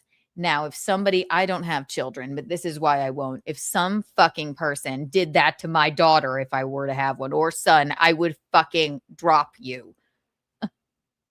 Embarrass her, make her cry. She's there to fucking support you. Chappell. HOTTO, just go. That was so dumb. HOTTOGO. That is so fucked up. Chappell. She's 11. If it were some like fuck, if you know, if fucking Shia LaBeouf were walking back and forth, pacing past your table, screaming, then maybe it would warrant that reaction. All right, an 11-year-old daughter of Jude Law, no less. You made her cry. Your security guard made her cry. She's not harassing anyone. God. Jeff Hillman, thank you for the $2. Chappell Roan was dancing at the Big Bullies Club. No, have you done? You're a big bully girl, and you dance at the Big Bully Club. I'm just bullying. That's funny. 1 million Kiki coins for you. Wow. She was bully. I mean, yeah, go get her. She's 11. It's an 11-year-old little girl. Excited to see you.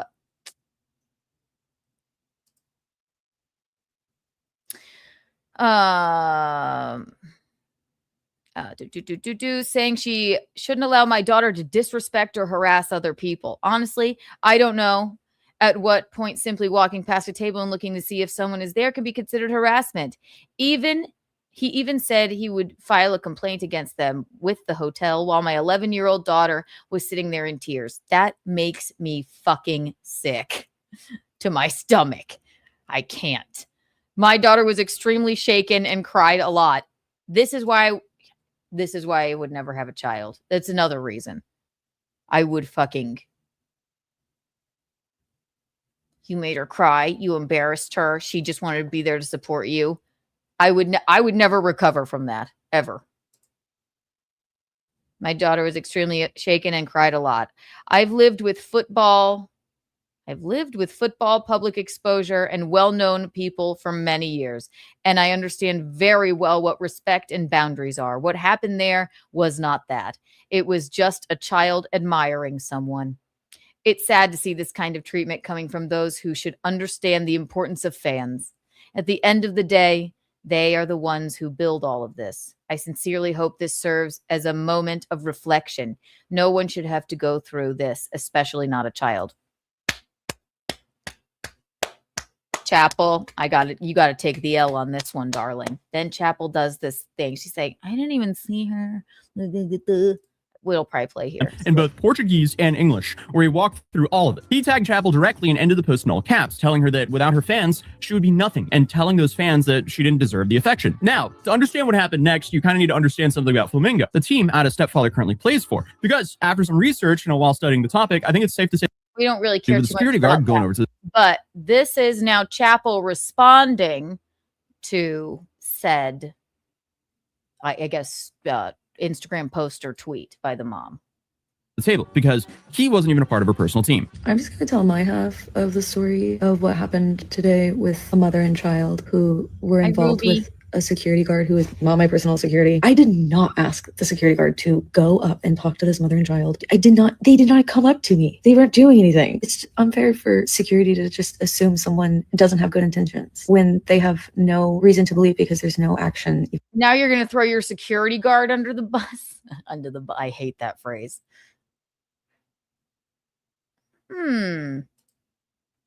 Well, maybe he was working off of like the precedent that you set all the time, Chappy Poo.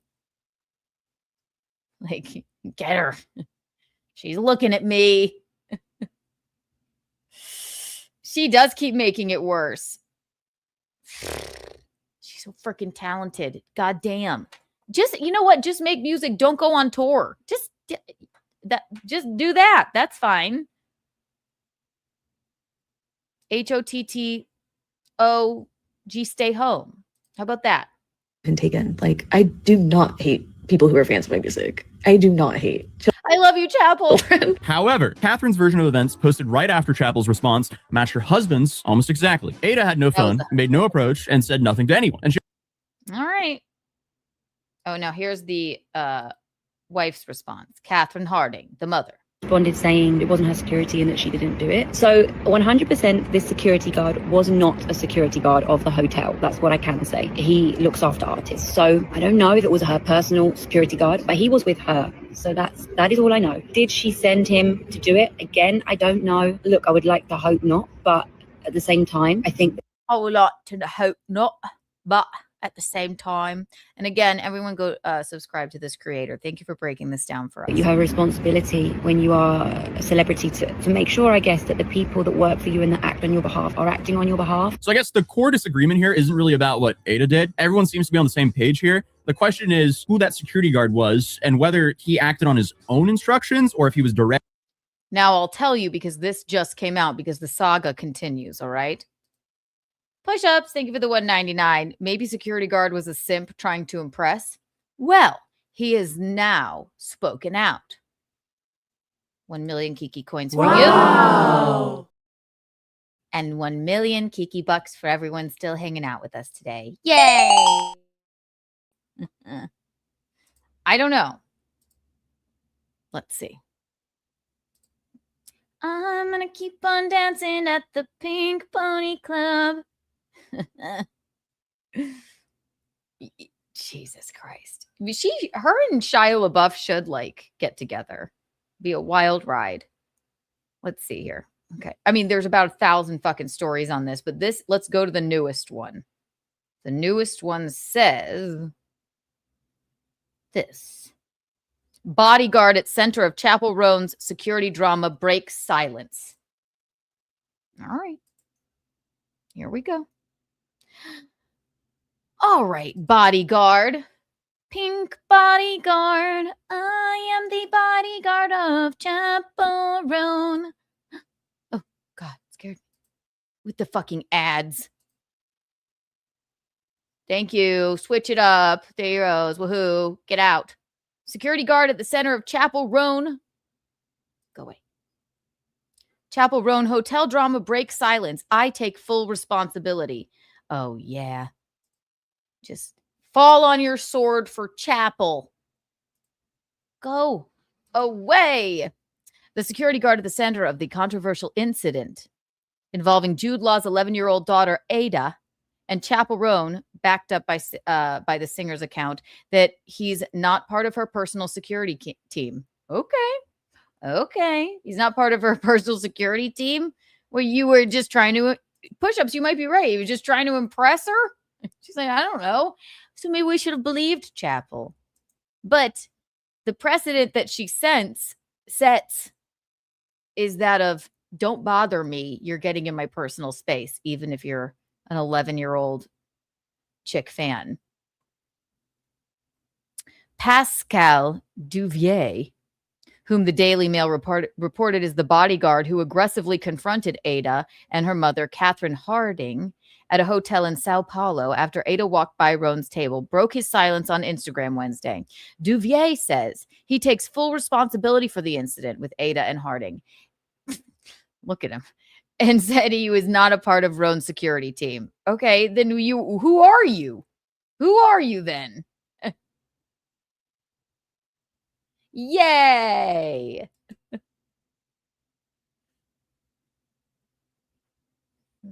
Jackson. See, those are the, even though I understand his music means a lot to people, but when I was 13, I made a big white bedazzled glove filled with little pieces of paper with signatures to get Michael Jackson to come to my city. He did. He showed my glove on stage. I cherish that. That gave me goose flesh. like, you know, Lady Gaga goes into the audience and takes, you know, people like give her gifts all the time and stuff. I mean, that means something to people, not Chappell though. But if this guy's saying he's like, I'm not a part of her crew, I'm just a simp, and I take full responsibility, then I guess who are we to blame? I don't know. If I had an 11-year-old and for some reason, you know, Green Day would never act this way. Not Billy Joe.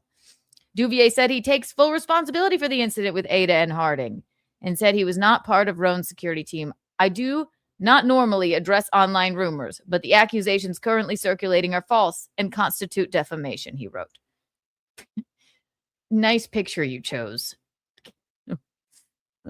Ew. What the hell?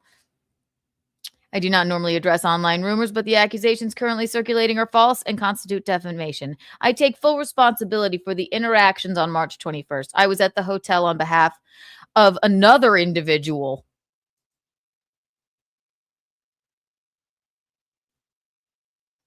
What?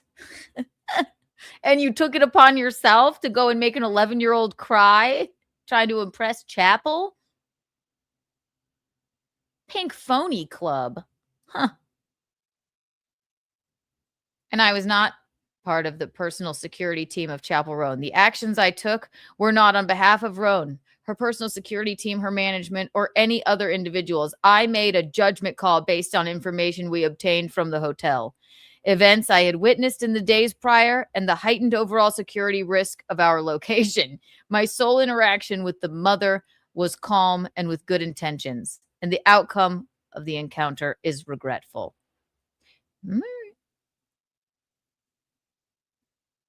The drama made headlines over the weekend when Ada's stepfather, Brazilian soccer star Jorginho, blasted Roan on Instagram. Claimed Ada, a fan of Roan, simply walked by where the musician was eating breakfast to confirm it was her. Ada did not approach the musician or take a picture. His post pointed out, but she and her mom were berated by a large security guard whom Jorginho called Roan's guard. He said the man started speaking in an extremely aggressive manner, accused the child of disrespect and harassment, then threatened to file a complaint with the hotel. If someone made this angel cry, I would never recover. She's like, yay, Chappell. She's sitting there reading a book. She doesn't even have a damn iPad or whatever.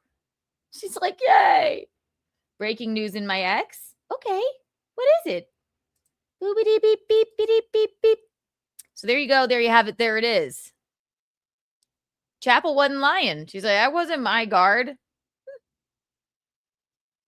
Let's not make 11-year-old fans cry at a hotel in Brazil. That's the moral of the story. What is it? What is it, boy?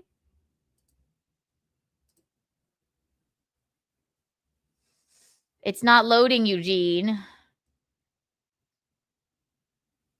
What is this? Some kind of ruse. Failed to load.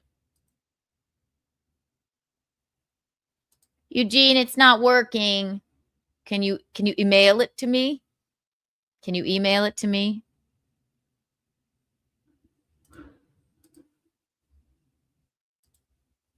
I bet I can look on my phone. Let's see. Pink Pony Club. Eugene is just fucking with us. What is it? Oh.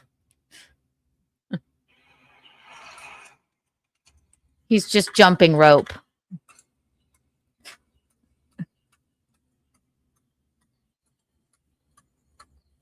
Now, if this man walked past your table, you could call security. Here, you want to see it? I'll show it to you. I'm gonna keep on dancing at the jump roping club.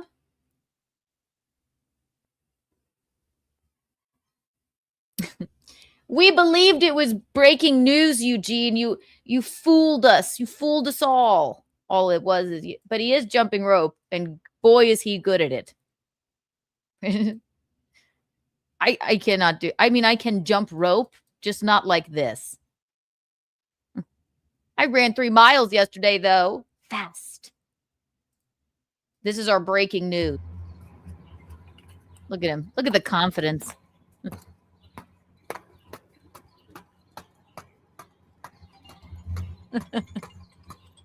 He's calling me. You're on the air, darling. I know. Sorry for the screeching halt. It's what I do. I'm posting it on my Instagram too, just like to motivate me. That's all. But like, you know, I always videotape. Oh, it, darling. See how I look in a month if I stick with it. We're watching it right now. Yes, it was more for them to make fun of me and do hairy monkey jokes and such. But It's again, not a what I do screeching is halt. Look at that It's form. usually a screeching halt. We love Usually it. a screeching. You look fabulous. I had my headphones on so you couldn't see I was jumping rope to Lucky Kid by Sheryl Crow off the Come On album. You're jumping rope to Sheryl Crow. He's gay, but he has a special connection to classical music. There's many things that are interesting about him. Told her, what was it? Her Elon Musk fascist call for a VW, which was made by Hitler, incidentally. Oh, well, that's good to know. Okay. Even the filthy cunt out. Love you. Bye. Look at the form.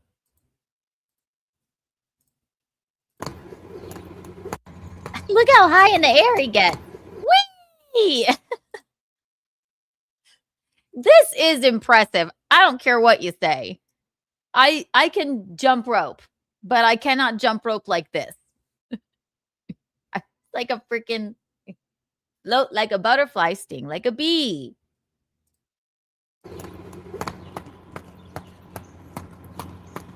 Look, and he's crossing over. Look at him, one-footed, uppity hop, pink jumpy club. I am Eugene at the pink jumpy club. Look at the form. It is so happy. It is so happy. He is superhuman. Look at him. He's handsome. I don't care what you say. All right. Architectural Digest. Elle Fanning purse. I hate to say it though. I do have to pee again. So just one moment. Is there another video you can watch? I'm gonna pee. Beep, beep, beep, beep, beep, beep, beep, beep. Oh, here. Watch this. The red dress incident. That Garrett said, "Oh, she's not going to wear white at her wedding." And Steve said, "What? Why? You think she's some kind of slut or something?" Keanu's not wearing white, right? Oh. No way. Why not? What do you think she is? Some kind of slut? That's too traditional for her. I imagine my wedding dress as a pea green, and I want it to be long in the front and short in the back, and a little butt cleavage. Yes. And I'm going to walk down the aisle to slob on my knob. Is that good enough for you, Garrett and Steve? Garrett. Is Keanu wearing white? Why wouldn't she? Hello. Hey, I saw you missed a call from you, baby. What's up? I have terrible news. What is it, baby? I have to call off the wedding. I seem to have lost the ring. But me and Maddie we just got our tuxedo t-shirts, baby. Well, as luck would have it, I was at the red wedding dress store. Sure. And it seems to have slipped off my finger. So, wear whatever the fuck you want. What kind of a fucking question is that, Garrett? Why? Why wouldn't I my wear God, white, what's this? Hey, Garrett, oh boy. Hey, Garrett, oh boy. Hey, Garrett, this is why no one invites you anywhere. I love her. Thanks for the invite to... Oh, she hung up.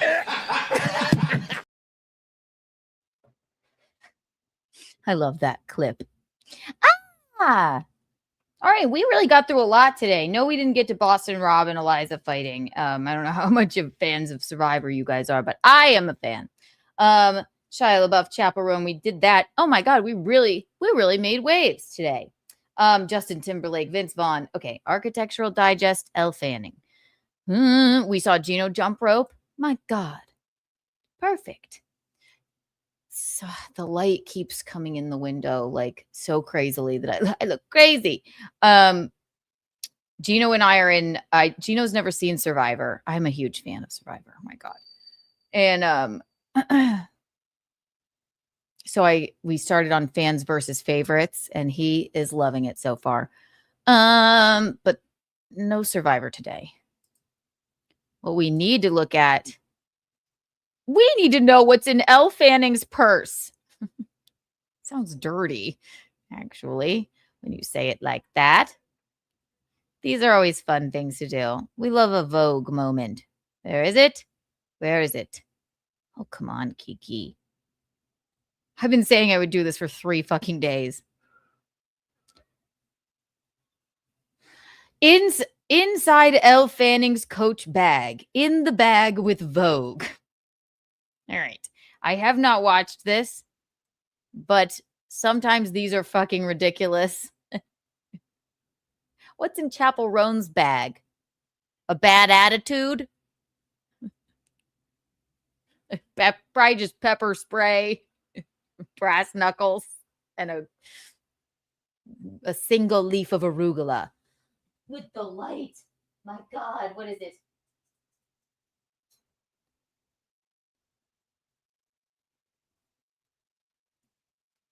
Yes, Richard Hatch. That's right. No, people, I don't watch it anymore, but I watched up to Winners at War. I definitely did. It's a great show.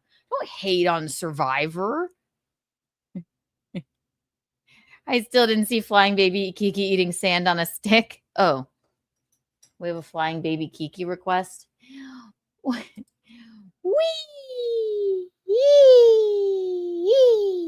I eat sand sometimes. Be good for Survivor. Wee! I fly. Hello, Chris Thompson. Hey, how you doing, Chris? Wee! People that are new here are so fucking confused by that. They're like, okay, we're out. That's an old bit. It's really not a bit. I just put Flying Baby Kiki on a stick. In the bag with Elle Fanning. Now, there's something about Elle Fanning. Again, very talented actress. Something about her I just don't like. I don't know what it is. And it's not in a Anne Hathaway kind of way. It's just, it is what it is.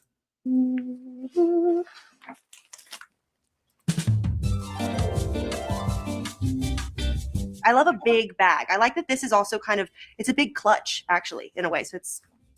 That is a useless bag. Already I'm annoyed. That's useless. A giant clutch. You can't even put it over your shoulder. I love Coach.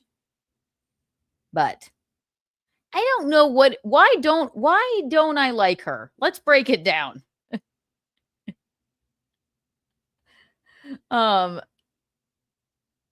We like Silly Kiki. Good. Why don't I like her? I don't like that her hair is neither, you know what? I'm about to say this and neither is mine. Her hair is neither straight nor curly here. I'm talking to myself. I don't like, I don't know. I don't like her hands for some reason. Every time I see her, I don't like her outfit. This is almost fine. She seems very sweet and she's very talented. Maybe it's just because she's not Dakota. And this bag is useless. A giant clutch. What's the point of having a bag then? A clutch is supposed to be small. This is a huge clutch. Look, must be a lot in there. She's mid at best. It's not even really about her looks. I mean, I'm sure she's attractive. She just seems like sort of a dish rag. I don't know why I'm being mean. She's a very talented actress. Something about her just bothers me, and not in an Anne Hathaway way. It isn't there. Maybe it clutches well. She needs better bald spray. No, she does. Her hair is better than mine. She doesn't need bald spray. Let's see. Let's see what's in her giant clutch bag. How cool is that? Let's open it up. Bing.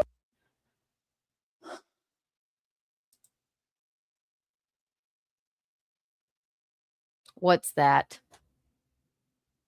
What you got there, Elle? Don't tell me. And again, I have not watched this.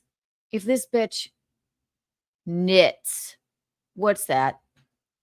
A blanket?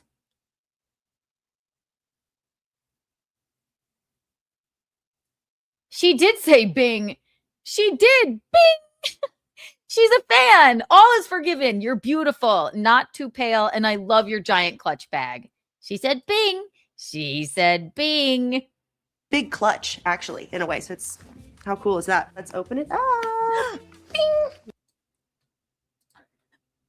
Oh, even Elle Fanning is Kiki coded. She said Bing. Elle's going bing, bing, bing, bing, bing, bing, bing, bing, bing, bing, bing. Elle Fanning said bing. Bing, bing, boom. It's contagious. She's got a blanket in her bag. I need to. Oh, and speaking of that, our merch store is almost out. It's almost ready. It's almost ready. Lots of bing, bing, bing merch. There's a lot in here that's coming out. First, okay, this is really cramped in here right now. This is actually a scarf that Dakota knitted me. She's a... Okay, so someone knitted it. Why carry a scarf? What are you? You're in LA, probably. It's a scarf Dakota knitted me. God. Yes, Dakota has the time to sit around and knit. Also, I hate that color. I love purple, but not purple. An like avid that. knitter. Very, like, she can knit so fast. I'm trying to think, it doesn't have the date on it, but she does on all of her scarves, she puts from the knitting needles of Dakota Fanning. You just kind of do wear it like this. Chic. I do not Nothing chic about it. It's horrible. knit. I definitely, I tried, but it wasn't really for me. On set, what do? I play phone games. I love a phone game. Doodle Jump or Temple Run, or like right now I'm like mixing. All right, she's winning me over. I fucking love Doodle Jump.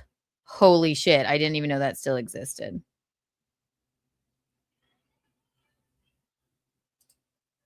Potions together. I'm a sucker for that. They really get me. I have a farm. This is generic. It's not like a sentiment.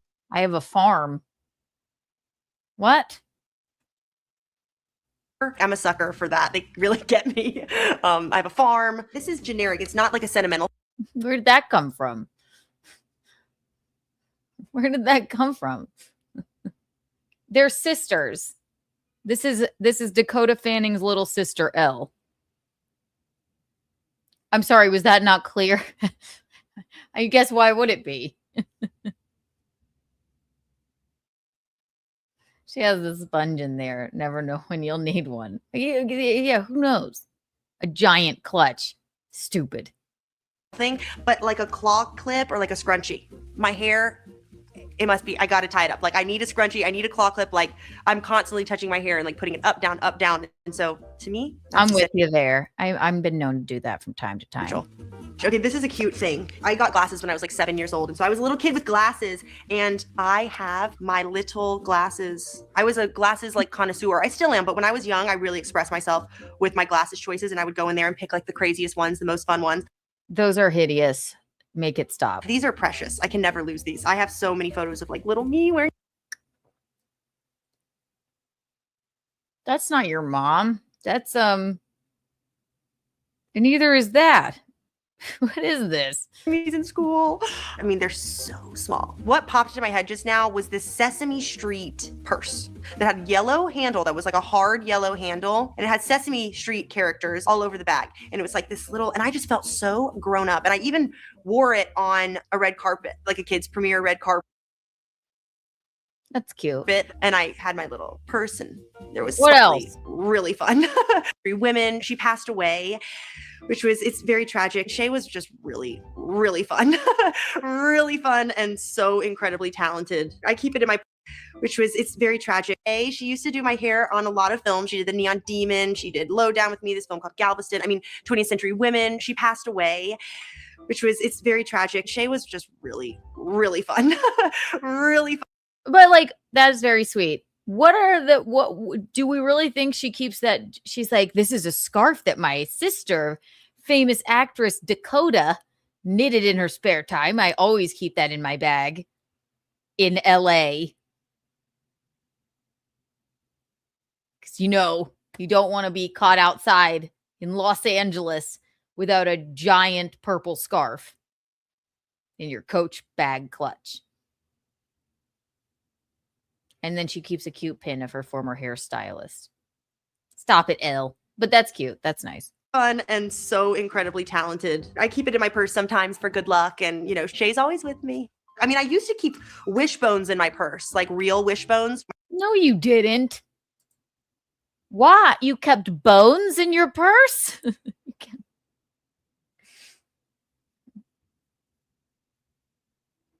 From where?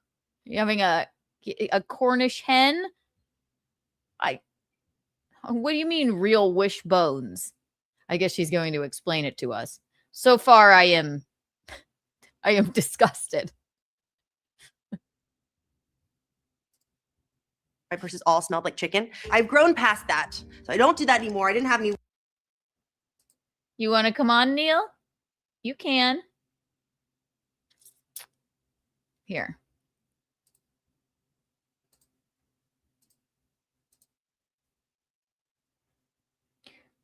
If you want to watch girly stuff with me, come on over. Where are you?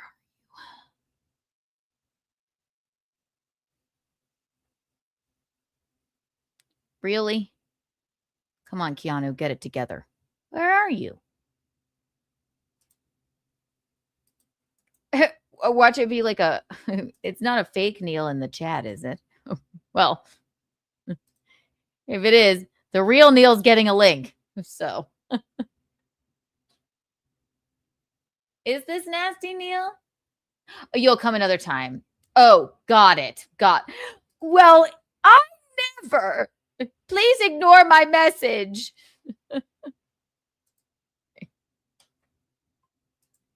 Ignore. I was wondering why he wanted to come on the show to talk about what's in Elle Fanning's bag. I am humiliated. Wishbones, but I do have these little like Post-its, and like my mom leaves them around my house, or she'll like slip them in a suitcase before I go off somewhere, and I have piles and piles of like sticky notes and notes. They're in like a lot of my purses. Just at the very bottom, I'll just like take one and throw one in, and I save them all. Just a great reminder, and That's sweet too. How about feel like it's a good luck charm because I'm very close with my family. Okay, this is an essential. It's a L'Oreal Paradise, but it's a brown eyeliner that actually really needs to be sharpened. But I don't use this for my eyes. I use this for freckles, like fake freckles. I've always done a fake freckle for a very long time. Have you? Everybody says that.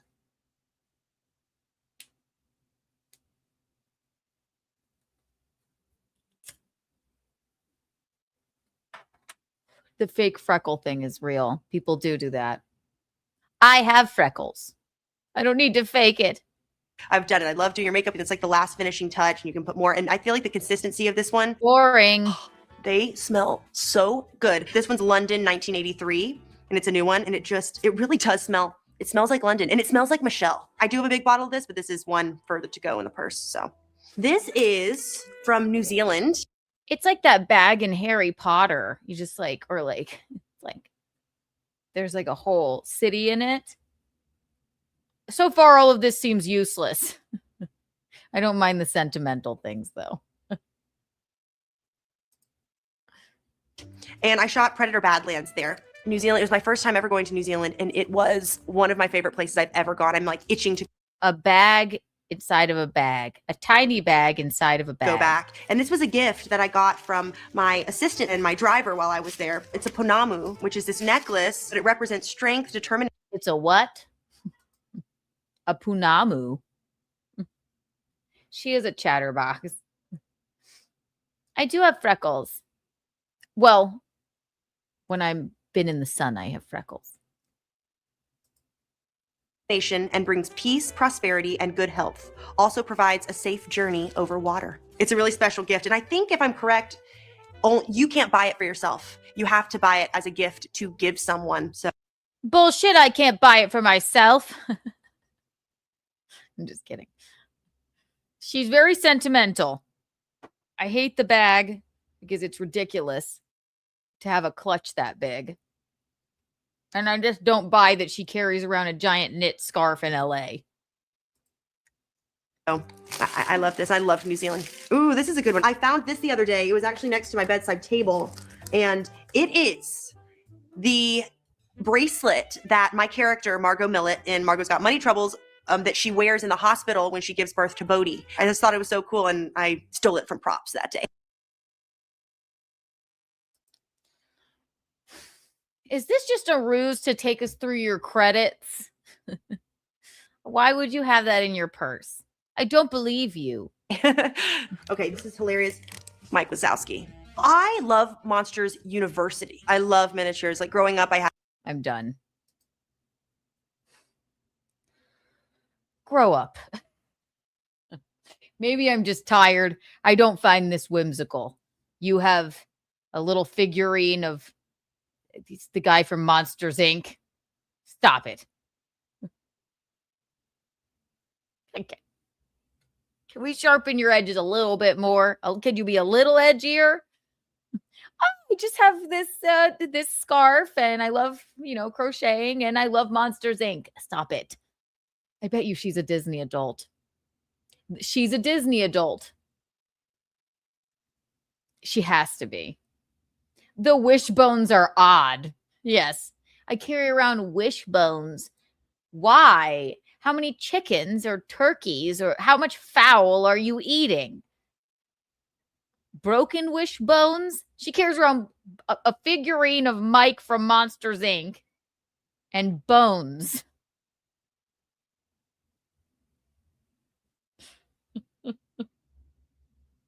Yeah, I don't know. It just doesn't see.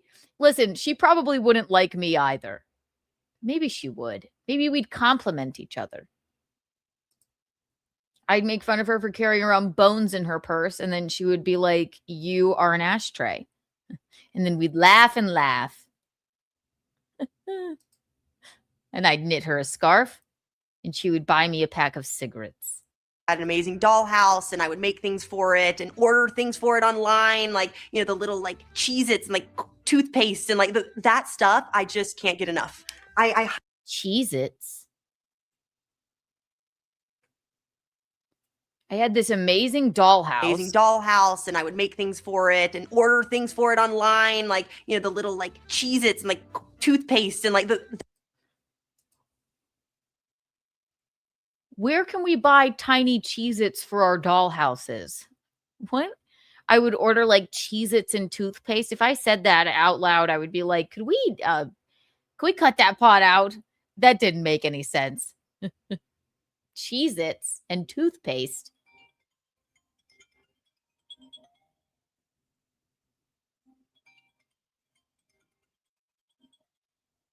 Hughesy's calling. Are you meaning to call? I think he must have not meant to call. I didn't know if he wanted to be a part of the fun. That must have been an accident. Push-ups, thank you for the $1.99. I have a B-52 teddy bear. What of it? Like the B-52s? That's cool. Rock Lobster. She doesn't seem very Rock Lobster. What's that song? It's one of the best songs ever. Why don't you dance with me? If that's what you mean.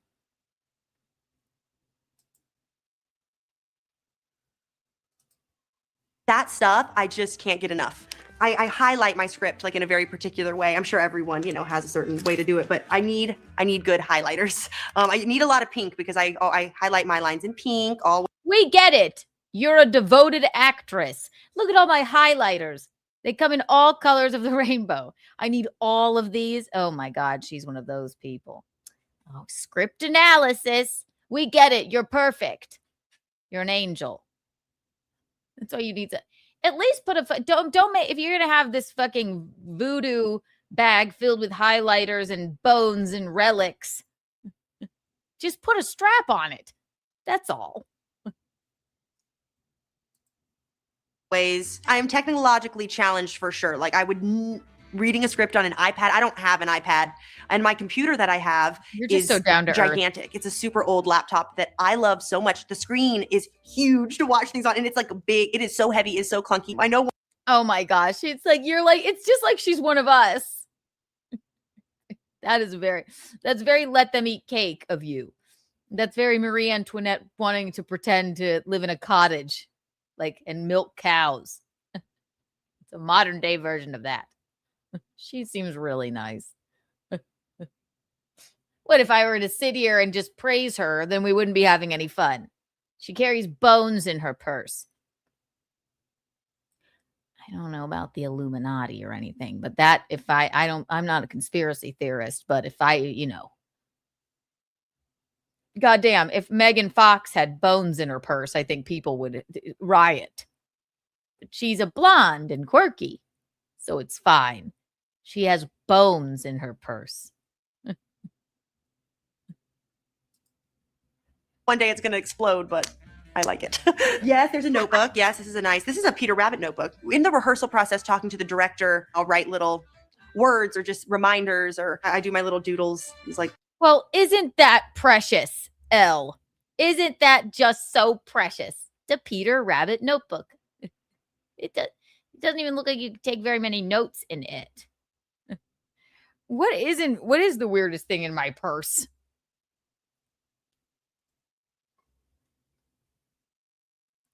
There's not much in there. I'll get it in a second. We can go through my purse. It's just filled with tobacco. Little girls, these little faces, and it's just kind of mindless. It helps me think. I think it's sentimental value. I think Rachel's process is a little different than mine. I think she's very studious and like kind of academic when it comes to her approach. Every single thing in your purse is like sentimental value, from the bones to the, oh, here we go. She's got a snack. They're definitely snack. I love goldfish so all right much. And we have this in common. It's the snack that smiles back. So I'm with you there, honey. I'm with you. Yeah, cigarettes. Honestly, not kidding. It's probably at the bottom. There's some tobacco and at least a rogue Skittle or two. Snack that smiles back. Very cool. Ate a lot of goldfish on set, I will say. We had an Irish director, Dervla. She directed a lot of our episodes, and she had never had goldfish before. She called them, and she was like, okay, grab a fish biscuit and eat that. I'm like, we're like, fish biscuit? Like, what are you talking about? Bitch, what are you talking about? Fish biscuit. She's like, I just got done ordering miniature Cheez-Its from my dollhouse. What is this? I'm so confused. I don't know why I'm hating on her. It wouldn't be fun if we didn't tease her. She said she ordered miniature toothpastes and Cheez-Its for her dollhouse. But when she snacks, she likes the goldfish. Well, that was hilarious, but she tried them and she did they're addictive. They're addictive. I mean, if anyone knows me, I love gum, love bubble gum, love juicy fruit. Right now I have like some double bubble in there. I mean, hey, it doesn't last long, but while it aren't you just precious? Lasts, it's glorious. I was taught, do not chew gum, or red carpet or something, like no chewing gum. That's not ladylike. My Southern mother would be like, no, spit your gum out. A good wallet matches my bag. I have my phone. That's the only normal thing we've seen so far. I guess a snack isn't not normal. Bones is not normal. She has a wallet to match the bag. And there are no rules these days. Girlfriend, chew the bubble gum. Chew it. Didn't we see Adrian Brody spit out his gum before he accepted his Oscar speech? He spit his gum into his wife's hands. Aw, Tyler, thank you for sending people over here. We're almost finished up here. Have we been having fun? I'm growing exhausted, though.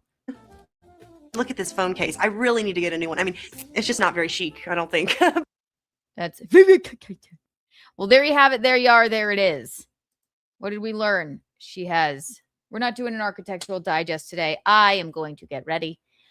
I'm going to go to the gym. And then tonight at 7 p.m., you have In Hot Water to look forward to with Eugene Bisconti and probably myself on Gino's channel. Plus, right now it is 3 o'clock, so you're going to head on over to Garrett and Steve on YouTube. Garrett and Steve Show on YouTube. And wish Steve the happiest of birthdays, all right? You want to see what's in my purse? Here, I'll show you. Nothing spectacular here, ladies and gents. Let's see. There's literally like nothing in it. Oh, this is a bag. We have like the same bag. I keep change in this little thing. I don't know why. I just hate when change is floating around. It's a purse. It's red. Sassy. Change. My wallet. It's Eugene's wallet, and I thought it was so cute that I took it. I stole it. Normally I would have, I think I removed all of my notes and things and put them in like my little memory box, but a lot of times I'll keep a fortune in there or something, or like a little note. See, I'm sentimental too. I'm just like Elle Fanning. A bag in a bag. I know. I shamed Elle for that, and I have the same thing. Lock for my gym locker. My cutting shit up lighter that the fan gave me. Go subscribe to his channel. My keys. Little Keanu cast keychain. Cute, right? Push-ups, please. And there's that's literally it. A straw wrapper.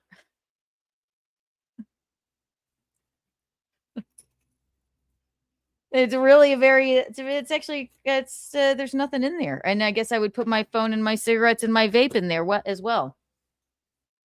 That's not interesting at all. Now I kind of understand why she had to add all that stuff. When I have more in my purse, we'll do another tour of it the next time. Ladies and gentlemen, thank you so much for joining me today. Head on over to Garrett and Steve. What did we learn? We learned a lot about Chappell Roan. We don't want to make the 11-year-olds cry that are just fans of you. Apparently, it was a security guard. We will keep you updated about dearest Shia LaBeouf. We'll do another architectural digest next time. I'll see you this weekend for Cooking with Kiki. Thank you for tuning in. White Park Planet Fitness downtown. No, it's an independent gym. We did miss Kate Upton. We will get to Kate Upton's architectural digest next time. Thank you so much for joining me. I'll see you this weekend for Cooking with Kiki. Tune in to Gino Bisconti this evening at 7 and head over to Garrett and Steve right now. Bye, everyone. Thank you for hanging out. Goodbye. You guys are the eel tips, the cat's pajamas, and as always, the bee's knees. Oh, and I will be on Tommy Jordan's show this evening at 10 p.m. Bye.